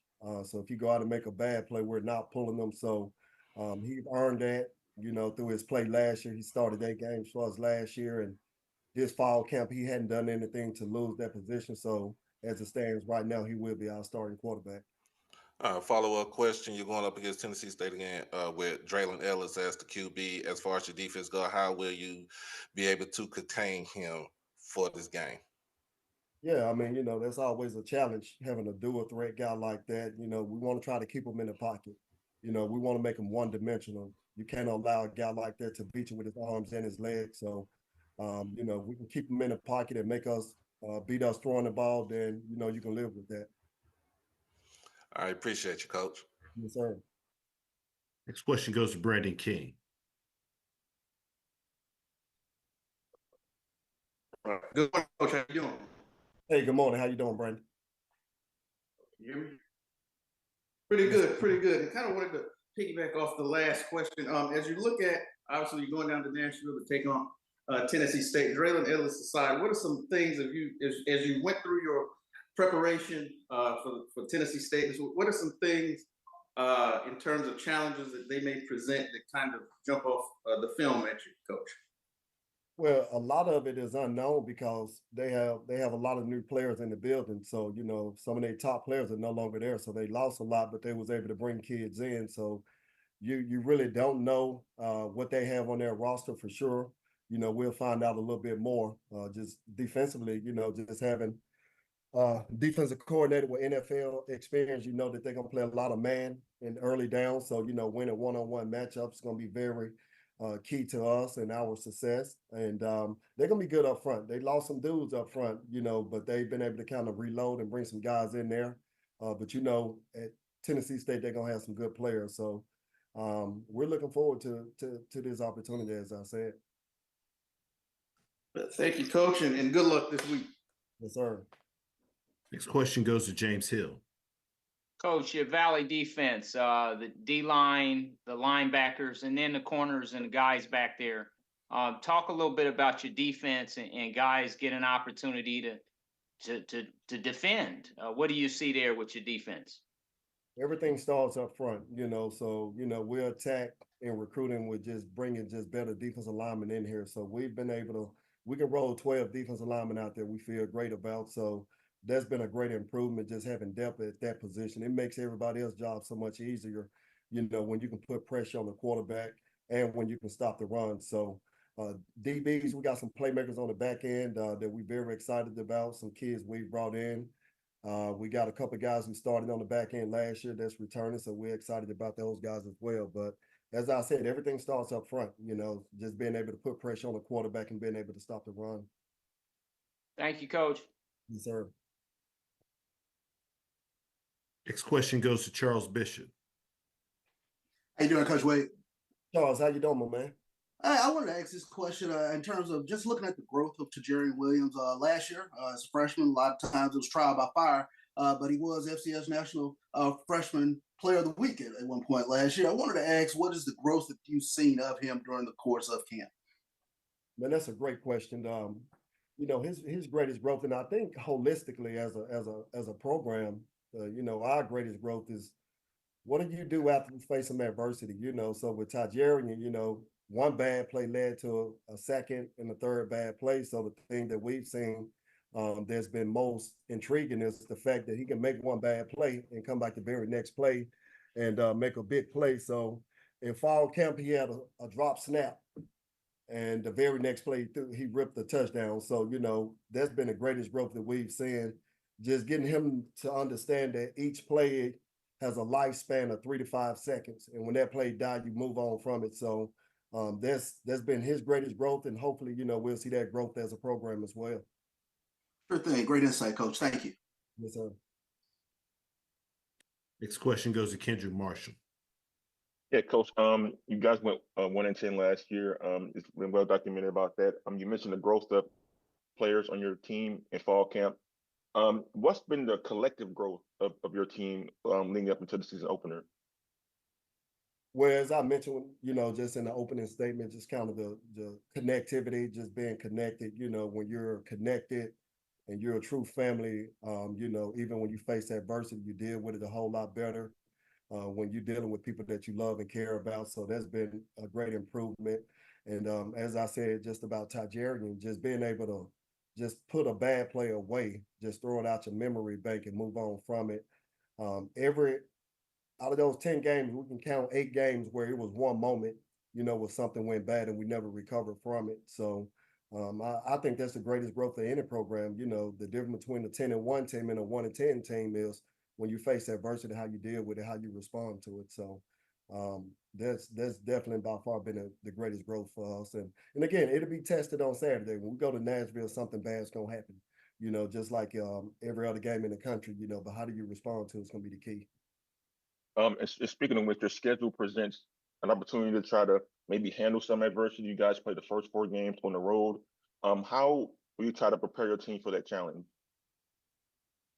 Well, I mean, we don't look at all 4 of them. We look at, we're a day-to-day process-driven team. So holistically, I mean, as coaches, we got to look at to make sure that we're doing things right to prepare our kids to be in a position to be successful, to deal with this 4 weeks on the road, not putting too much on those guys at practice and making sure we give them the proper rest. As far as the players, I mean, the most important thing for them is today, just, stacking a brick today, winning today. And when tomorrow get here, we'll have that same mindset. And that's just our approach here at the Valley. I appreciate it, Coach. Yes, sir. Coach, we sincerely appreciate your time and good luck this week. Yes, sir. Thank you, guys. Yes, sir. Appreciate it, Coach. We've got a few minutes before Coach Graves with Southern's availability will start, so we will pause here momentarily. We are scheduled to have Coach Graves' slot of availability at 11:35 a.m. Once again, for those that just recently joined us, Coach Bubba McDowell with Prairie View A&M and Coach Chris Dishman with Texas Southern, their availability has been moved to 12 12:05 and 12:15 after Coach T.C. Taylor with Jackson State. Coach Dishman and Coach McDowell are currently participating in a press conference for the Labor Day Classic football game this upcoming weekend. Once again, we will be back here momentarily. Appreciate your patience.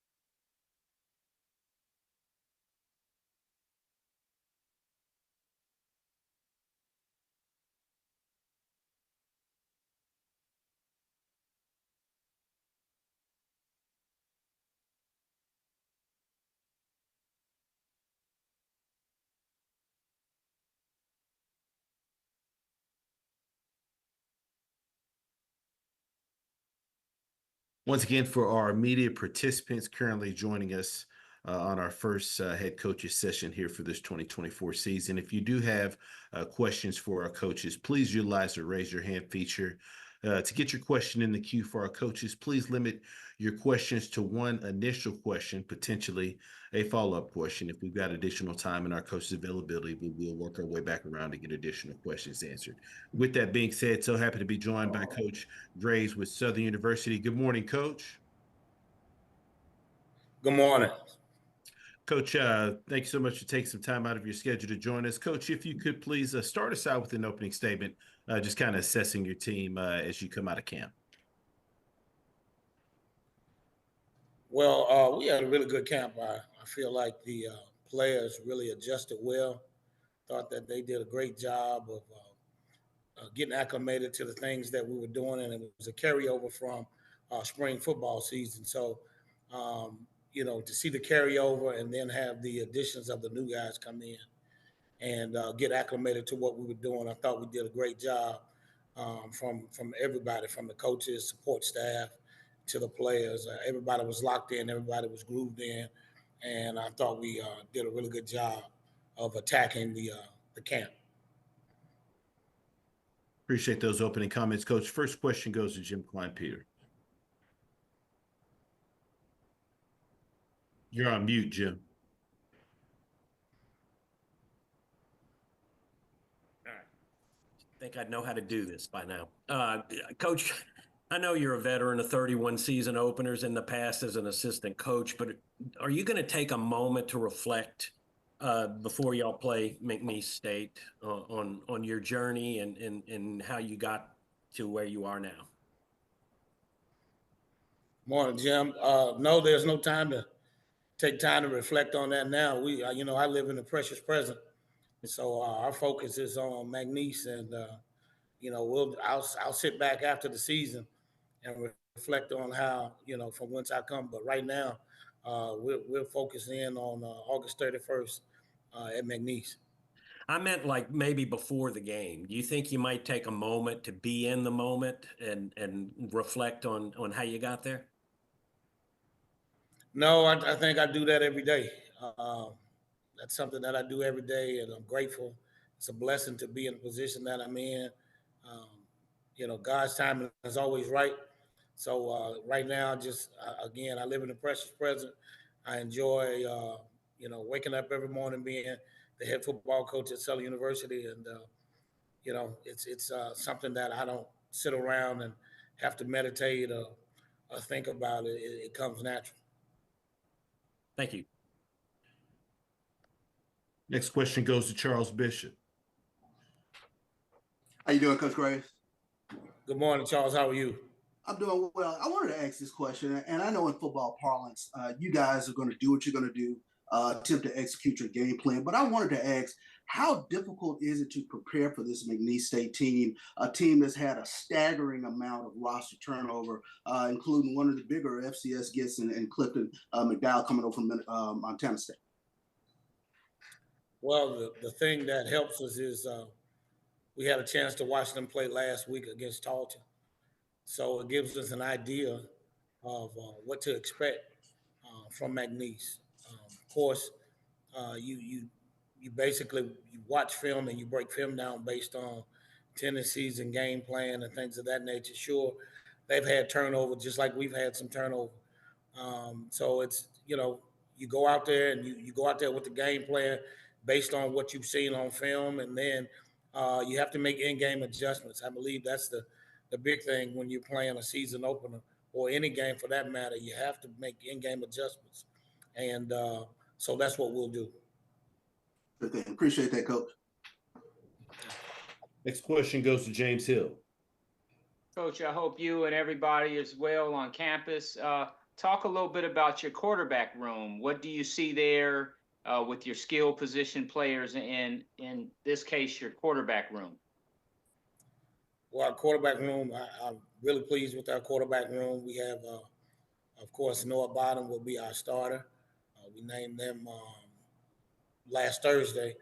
And then we have Xavier T-Set and Jalen Woods and Angelo Izzard, who's a transfer from Tuskegee. He's right here from Baton Rouge, across the street from Southern Lab. Noah's he's been around. He's been with me. He was with me when I was at Grambling, and so he also came here, and he's been around. He played last year in the Bayou Classic. He does have game experience in this conference as a player. So, we went through the fall camp, and he competed, and he came out on top. So that room is a room of many talents.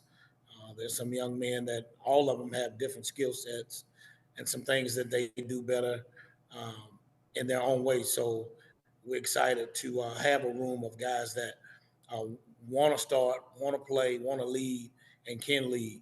So that's always good when you have that kind of room. Thank you, Coach. Have a blessed week. Thank you. You do the same. Next question goes to Kendrick Marshall. Yeah, Coach. You mentioned Noah Barnes is going to be the starter, and you mentioned also that he was with you when you were at Grambling as an assistant. How have you noticed his progression from then up until now as a quarterback? He's matured. He's grown in every aspect. He's learned the position, and he's learning the position. Coach Willie Totten does a tremendous job with him. Having a quarterback coach of that magnitude can only help, especially when you're receptive and you want to receive the knowledge and the wisdom to get better. So to see him from then to now, it's been a plus, and it's hats off to him because he wants to get better. He wants to get better every day. He's not complacent and satisfied with who he is and what he's done. So it's always good when you have student athletes who want to do those things. I appreciate it, Coach. Next question goes to James Hill. Coach, the transfer portal, a lot of gentlemen have moved around the country to various opportunities and teams. When you think about the transfer portal and what it has done for Southern and what you guys are building, take us into that part of it. Well, as I stated before, we don't use the transfer portal like a lot of schools. We tend to use it for a need to fix a need. We're still always recruiting. We always start with high school and the junior colleges. That's the base. That's the base. That's the foundation of our program, and then we'll plug and play the transfer guys where we see we need a fit right now. So that's how we utilize. I mean, that's the transfer portal is what it is. It's today's game. It's here. It's not going anywhere anytime soon. So you got to be strategic. Everybody has their own philosophies and own ways of how they handle it. I just believe that the way that we're doing it best fits us here at Southern University. That gives us a chance to be successful. Thank you, Coach. Any final questions for Coach Graves with Southern University? Coach, we sincerely appreciate your time and good luck this week. All right, thank you. And I want to say congratulations to Coach Cozy and Florida A&M on their win last week, and wish all the coaches well this week as we kick off this season. Appreciate it, Coach. All right. All right, so we've got a few minutes of time before we will go to Jackson State and Coach T.C. Taylor. His availability is slotted for 11:55. Once again, for those of you just joining us, Coach Bubba McDowell and Coach Chris Dishman, their availability has been moved to 12:05 and 12:15. They're currently participating in the Labor Day Conference press conference there at Prairie View. So we'll be back here momentarily. Appreciate your patience.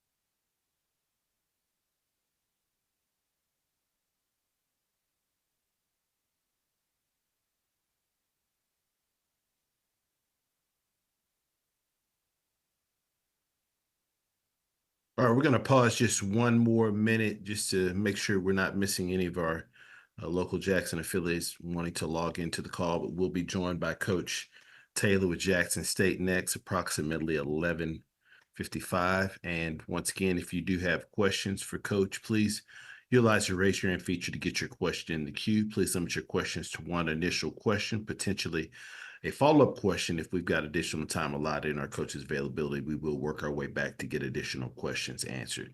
With that being said, we're going to pause here just for another few seconds. We'll be back joined by Coach Taylor here momentarily. Thank you for your patience.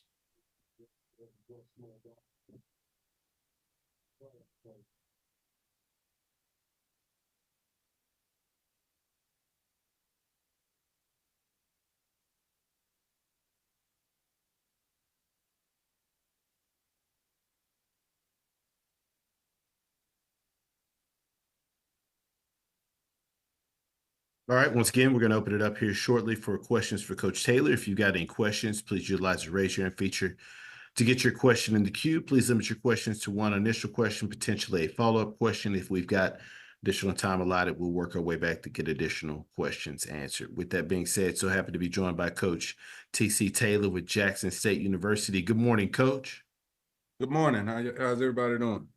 Doing great, Coach, and thank you for taking some time out of your schedule to join us. Coach, if you could please start us out with an opening statement, just kind of assessing where you see your team coming out of camp. Great camp. I thought it was a highly competitive camp. You know, the team and our coaching staff done a great job, you know, providing that energy and coming out executing every day. You know, just like any other training camp, it was a grind. You know, the heat was excruciating, but, you know, we came out pretty health-wise, pretty clear and cut on that. You know, didn't have any major injuries like, you know, on the football team. But, you know, we're ready to go. Looking forward to Thursday night against Monroe. You know, like I said, as far as the grind at camp, our team has really been doing a good job of getting after each other. So now it's time for us to line up as a football team and go out here and execute on a Thursday night against ULM. Appreciate those opening comments, Coach. First question goes to Charles Bishop.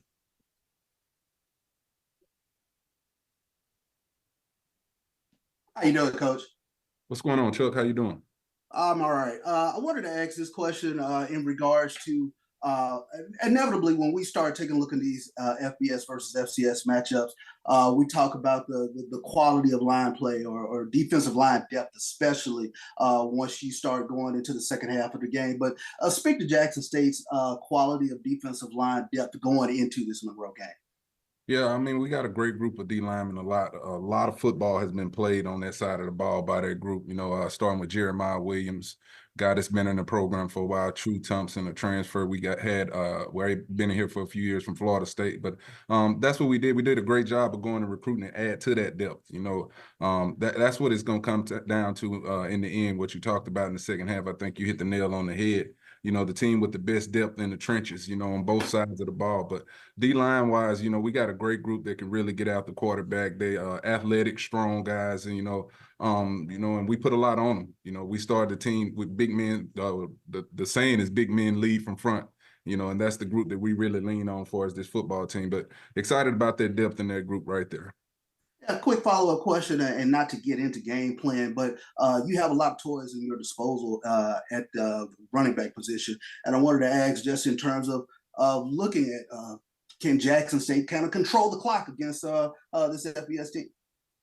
It starts, you know, you was talking about the D-line. When you're talking about controlling the clock, you got to bring up the offensive line. You know, we got some big bodies over there as well. A lot of guys that played football in this conference that we are excited about. And then, you know, anytime you have that kind of depth at running back, you know, it makes, you know, play calling a little bit easier. That group right there with Ahmad Miller, Herb Mulligan, you got J.D. Martin, Travis Terrell, just some guys that can really move the ball and, you know, grind up some clock. And that's what you gotta try to have the mindset of, you know, try to control the football game. Don't let it get out of hand, you know, and get it to the fourth quarter. You know, if we can get to the fourth quarter, once we get there, we'll see, you know, where the chips fall. Good thing. Appreciate it, Coach. Thank you, Chuck. Appreciate you. Next question goes to James Hill. Hey, Coach, I hope you and everybody in Jackson are well. Last time Jackson State played at Monroe, it was 3 years ago. It was a close game, 12-7, the final. You guys were in that game. I know it was 3 years ago, but is that can that be encouraging going in, for guys who are still on this team from then? Can there be any encouragement from that? Oh, definitely, definitely. We got a few guys that was on that football team, like you said. I was part of that coaching staff as well as some other coaches, and we were right there in that football game. That's what I was telling Chuck just a second ago. If you can get to the fourth quarter, you like your chances winning the game like that. It was a close football game, but guys know that we had opportunity to win, and that's how they're looking like at this game going into Thursday night. If we go down there and play good football, don't turn the football over. And create some turnovers as a defense, we'll got a great chance to go win this football game. We know they got an entire new staff, new roster and everything, not a lot of information, coming from them where you can go and evaluate their talent and, see some, you'll have to make some tweaks to the game plan, but, football is football. It's going to be the team that can go out there and make the quickest adjustments in that first, second quarter, halftime, and come out and be ready for that second half of football. Thank you, Coach. Have a great week. All right, you do the same. Thank you. Next question goes to Doc Holliday. Morning, Coach. Good afternoon. How you doing today? What's up, Doc? What's going on? I'm good. It's a great day to be a Tiger. So we have an unknown going on right now as far as with ULM, with the whole new coaching staff, whole new team. What are some things you're going to try to take in from this game on Thursday night? Just try to gauge, we're going to have some new faces as well, but filling in some new spots too on this football team that we're excited about going into it. We talk about the physicality of our football team. This is a great game to gauge and see, where we at for as physicality as a football team before we come back next week and have our home opener against Lane. But anytime you can go up against an FBS opponent, it gives you a chance to see exactly where your football team is, because that they got more scholarships. They're at 85, we're at 63. But you talk about physicality. Are we going to be disciplined as a football team? Turnovers. Did the special teams improve? Did we get better as a unit for special teams? Those are some of the things I'm looking for going into this game. And my follow-up question: we all know that how a game goes is within the trenches on both offensive and defensive side of the ball. How do you feel as far as with on both sides of the ball, and what you think we could come up with as far as, like I said, on Thursday? Yeah, that's something we've been emphasizing in this game plan. That's one thing we can control is the line of scrimmage. We've been emphasizing that with our bigs on both sides of the football. Offensive line, we talk about controlling the line of scrimmage, playing fast, playing with some tempo, making the correct calls. And they got a good quarterback over there in Booty, and I've been constantly stressing it. Coach Quinn has been constantly stressing to our defensive line. We got to press the pocket, That's where this game, I think, is going to be decided. I think you're exactly right. It's going to be decided in the trenches, which team can control our line of scrimmage as the offense and the defensive line. I appreciate you, Coach, and good luck on Thursday, man. Thank you. Appreciate it, Doc. Take care. Next question goes to James Hill. Hey, Coach, your quarterback room at Jackson State. Just talk about your quarterbacks headed into the game this Thursday and what that can look like. We're going to Jacoby Morgan will be the starter for this football game on Thursday night. But we got, I've been saying all year, we got two other guys, some other guys here that can really play. Cam McCoy, the transfer from Eastern Michigan, has been, lights out in camp. Zy McDonald has been doing a great job. The transfer we was in, got in last year, that played in some meaningful games for us last year. But it'll be Jacobian on Thursday night, when we take the field against Monroe. But all three have had, phenomenal camps. They've done a great job, over the summer, developing great relationship with the receivers, the running backs, as far as throwing the football around, making good decisions. That's what I'm always stressing to them, protecting the football. But all three have had a great camp. Good luck on Thursday, Coach. Thank you. Appreciate it, John. Next question goes to Kendrick Marshall. Yeah, Coach, you mentioned earlier that you really wanted to enhance depth on your ball club. What position groups do you think you're most comfortable with heading into the season opener? Pretty much, just watching them all from camp, all phases look good to me right now, to be honest with you. But because, we just have great depth at each position. You know, the D line, we talked about that earlier. We got close to about 18, 19 offensive linemen in here. Running backs, receivers are deep, you know. And that's something, you know, I stress to my staff in recruiting that I want to have each position, you know, depth-wise, talented and ready to go. But no group has really just jumped out because, you know, you have depth at every position. We got several punters in here, several kickers that can really, you know, kick the ball. So it's a great problem to have. Yeah, coach, it seemed like you wanted to kind of, I guess, protect yourself with that depth based on what happened last season with, you know, injuries and things of that nature. How has that depth kind of like changed the dynamic of the program and how you hope it carries forward throughout the regular season? It just makes me relax as a head coach. You know, you never see a lot of stuff coming like that, what I had to deal with for as last year. No excuses being made, but, you know, to have to go in a football game with no kicker and no punter, you know, that's something that I had to improve on. And, you know, like I said, that's why we built this roster differently, you know, with depth and not just depth, you know, from those 1s, 2s, and 3s, just trying to get the most talented guys in there, you know, but just being ready for all those moments. You know, those are some things that I learned as a first-year head coach, and I'm prepared for going into this season. I appreciate it, coach. All right, thank you. Any final questions for Coach Taylor with Jackson State? Coach, we sincerely appreciate your time and good luck this week. Thank you, guys. I'll see you next week. Yes, sir. Thank you. All right. All right, so we're going to move forward here with our final two coaches working to get Coach McDowell and Coach Dishman on with us. They're just wrapping up the press conference for the Labor Day Classic. So we'll pause here momentarily. Thank you for your patience.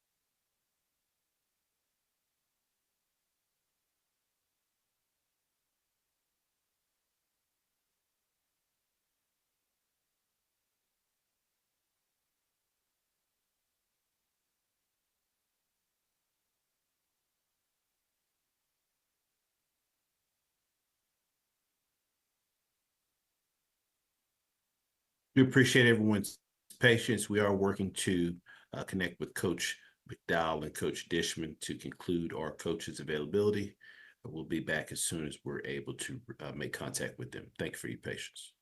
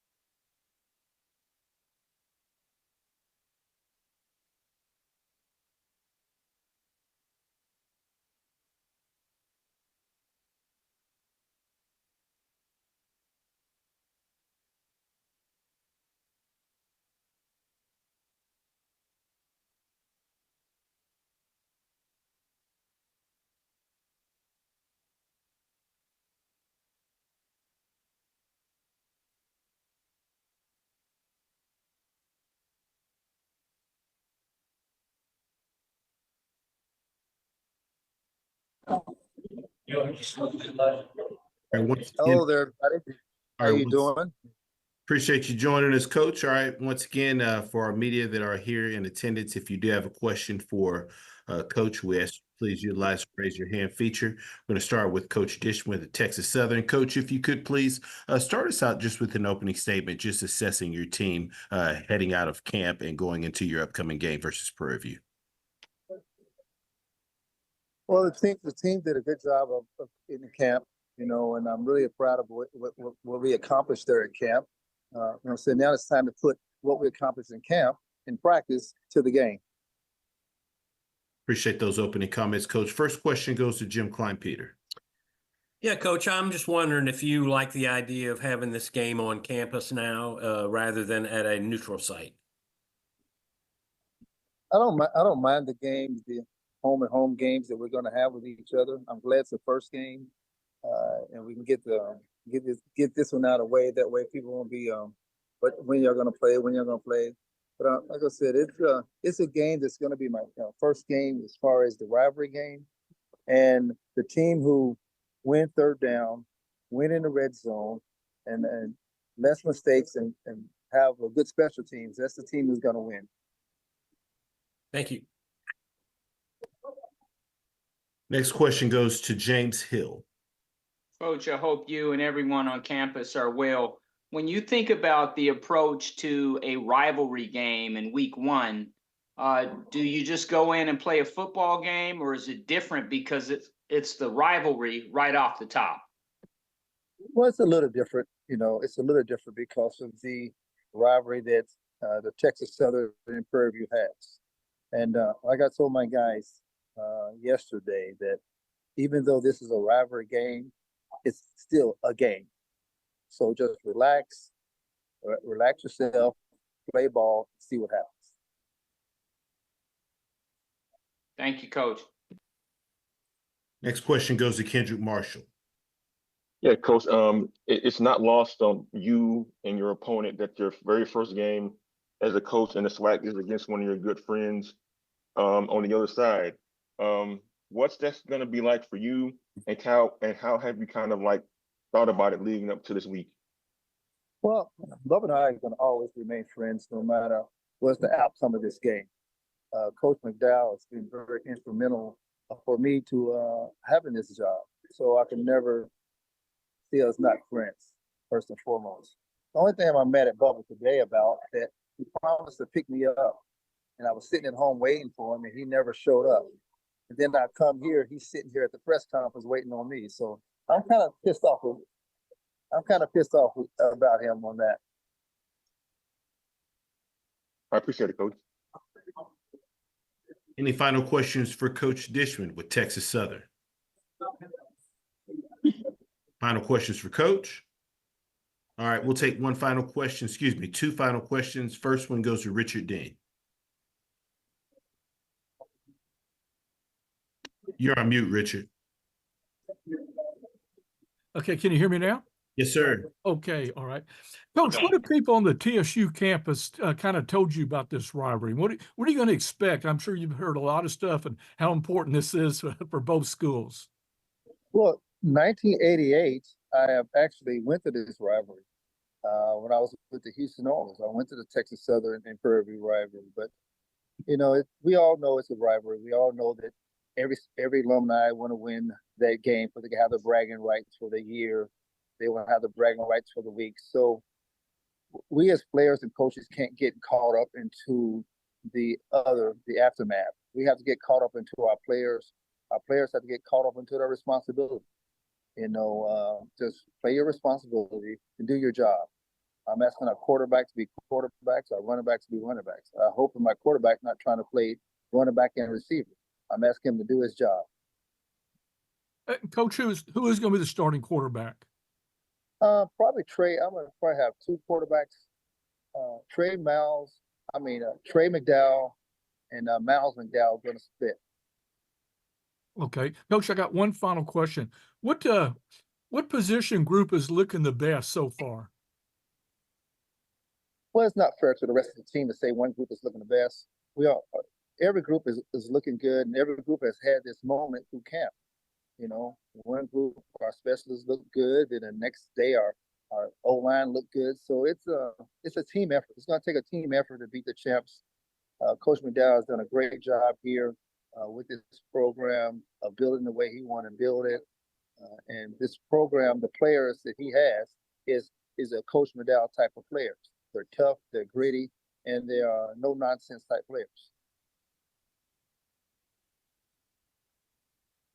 Last question goes to Kendrick Marshall. Yeah, Coach, there's a lot of curiosity surrounding you and how the program's going to look first game out. What can folks who follow your program expect Texas Southern to be based on going through spring ball and now fall camp from what you've seen? Well, I expect to be some grinders. You know, I'm a grinder. My team's a grinder. And, you know, we know it's going to be a tough game. We know how to play all 4 quarters, first and foremost. They think they're going to come in here and blow this team out. It's not going to happen. We're going to have to play all 4 quarters. And it may come down to a field goal like it did last year. And hopefully on the winning edge of that field goal instead of on the losing edge of it.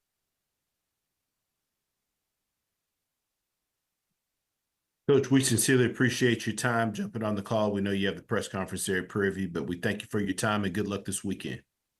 All right, thank you. Yes, sir. Thank you. All right, we now go to Coach McDowell with Prairie View A&M. Coach, good morning, sir. Good morning, everybody. Coach, thank you for taking some time out of your schedule to join us. Coach, if you could start us out with an opening statement, just kind of assessing where your team is at coming out of camp, going into your game versus Texas Southern. Yeah, again, I'm really happy where we are right now as a team. You know, making that transition from spring to training camp and to where we are today. Guys have worked really hard against one another, and now we're just ready to go out here and play against somebody different, you know, and hopefully, you know, put on a good show come Saturday night. Appreciate those comments, Coach. First question goes to James Hill. Hey, Coach, I hope you and everybody in Houston are well. When you think about the rivalry and it kicks off in week 1, just talk about the mentality. And again, it's a football game, but all of a sudden this is a rivalry right off the top. Right, and the guys know that, and I make sure that they know that because again, it's a game that, you know, we have to win. I mean, you know, against a good team, you know, and one thing I've always told these guys is no matter what happened last year, the year before that, whether we got 9 wins or 1,500 wins, you know, that's game 1. We got to go out and win this game. If we plan on winning this game, we got to play, you know, 4 quarters of football, you know, and that's in all units, special team, offense, and defense as well. So, and again, if we play as well as we've been practicing in camp thus far, I think we will be okay. But now we just got to go out, minimize mistakes, you know, execute the plays that are called, and again, get in the end zone. You know, how we need to do it, be it kicking, be it running, be it throwing the ball. I think all those ties into, you know, 4 quarters of football, and whoever plays 4 quarters of football, I think is going to win the game. Coach, that Prairie View fan base is special. You're expecting a packed house, but just talk about the supporters, and they'll be there representing. Yeah, it's awesome, man. I mean, everybody's been talking about this game, you know, because, you know, you got 2 former NFL guys, you know, 2 brothers, you know, again, different mothers, of course, but, you know, we love each other. And again, this game is not about, you know, Push Dixon or Bubba McDowell. It's about Texas Southern and Prairie View, what we can put out there on the product we need to put out there on the field come Saturday night. You know, everybody's going to be here. It's going to be a packed house. It's going to be probably like a, you know, a homecoming for us, you know, and probably like a homecoming from them as well. So it's going to be packed. You know, if you haven't got your tickets, you know, we encourage you to go out there and get your ticket because they're selling out fast. And, you know, you're going to come to a stadium here at Prairie View, and it's going to be a great atmosphere. And then again, hope Prairie View come out on top at the end of it all. Thank you, Coach. Have a blessed week. You too, buddy. Next question goes to Doc Holliday. Good afternoon, Coach. How you doing today? What up, Doc? How you doing, buddy? I'm doing good. Coming out of camp, fall camp, you have a dilemma with naming who your quarterback is going to be between Cam Peters and Lucas Coley. Who you running with for Saturday evening? Yeah, we're gonna go with Lucas. You know, again, because Lucas have shown, and again, we got 3, even Jaden Johnson. Jaden just as good. everybody do something a little different. But the thing that Coley has over them right, which is what I want to see. I know I was supposed to do it on Thursday of last week, but again, some things came up, and then just kind of want to make sure this is a decision that we want to make for us, the first guy coming out. And Cooley does things a little bit different for as the mentality wise of it, and maybe because he played on the big level. When he makes a mistake, he don't let it bother him. And that's what we've been seeing the last several weeks. So, right now he's going to definitely be our starter. Not saying that the other guys won't get a lot of playing time. And follow-up question: since this is a rivalry game, you're going into this game looking for 10 in a row. What do you think? What are you going to tell your team to keep them level-headed and try to play a complete game? Again, if they just go out and execute what they're supposed to do, like they've been doing pretty much, the whole camp. And again, I as I tell them, it's not 9 or 10 in a row. It's one game. We always break it saying 1-0. That's the mentality that we're taking. We're not even thinking about 9 in a row, because again, we don't know what can happen in the near future. So we're leaving the past in the past, and we concentrate on 1-0 right now. Just against a team that we know is going to come in here, and no matter what the talent is on both sides of the ball, we know that two teams always play each other well. As you guys know, we had to win it, in a dramatic fashion last year. All right. Try to make it down there this weekend. Thank you, Coach. Yes, sir. Next question goes to Richard Dean.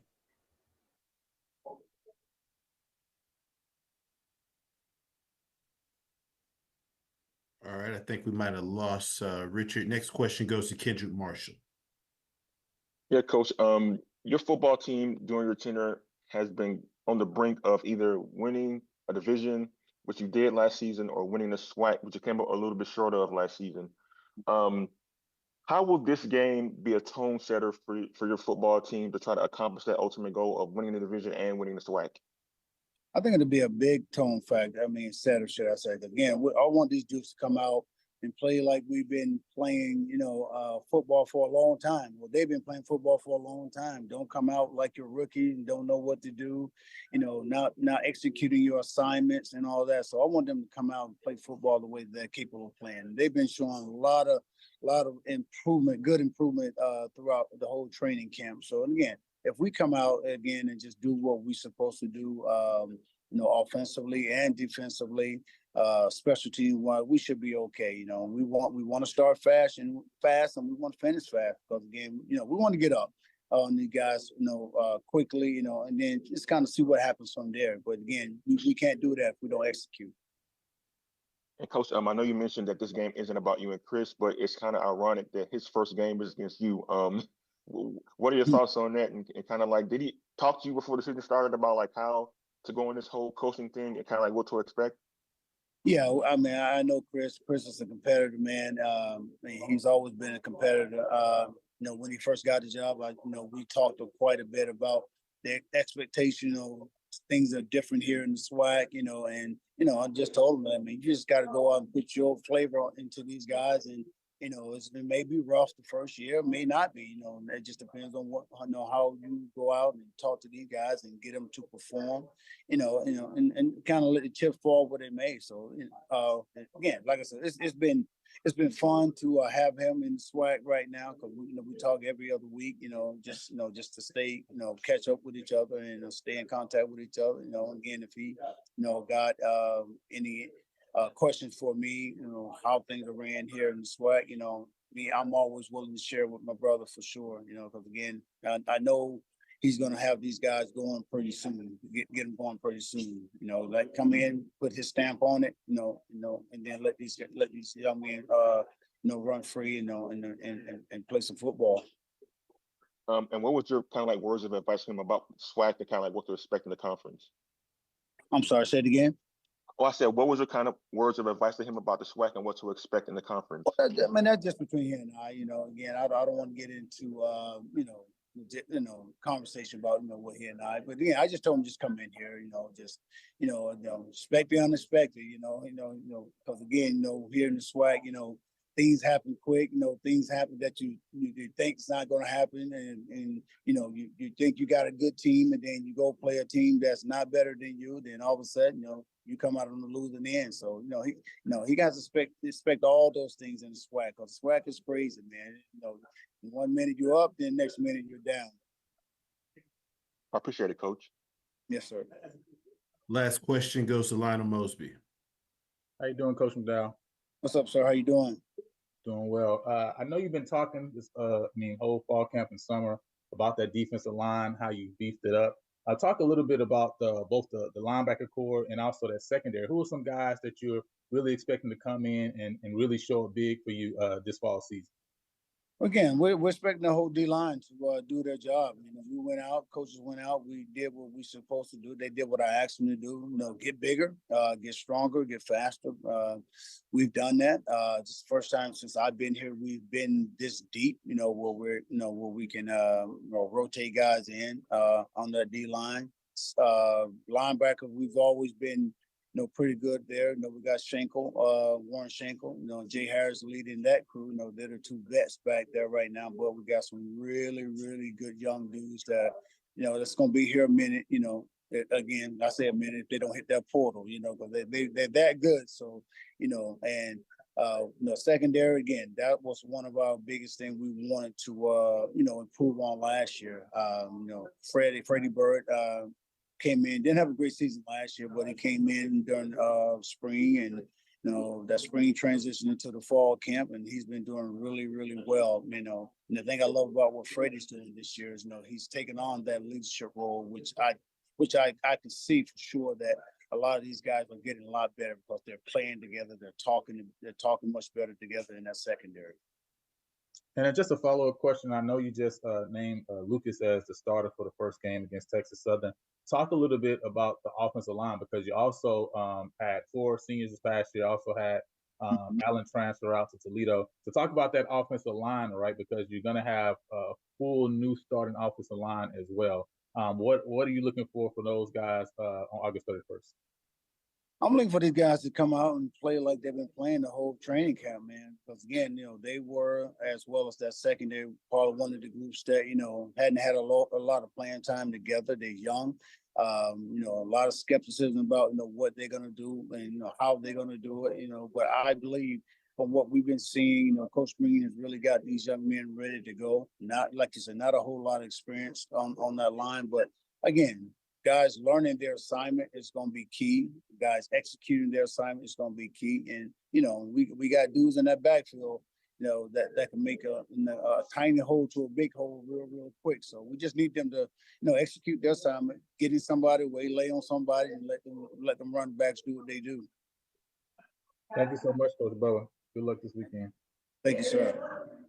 Coach, we sincerely appreciate your time, and good luck this upcoming weekend. Thank you, gentlemen. Yes, sir. Thank you. This concludes our first SWAC Football Head Coaches Media Session. Once again, a reminder, next week's session will take place on Tuesday in observance of the Labor Day holiday on Monday. So next week's session for our coaches will take place on Tuesday, September 3rd, starting at 10 a.m. Central. We thank you for each of our media members' participation in our first call for the season. Look forward to speaking with you again next week. Thank you.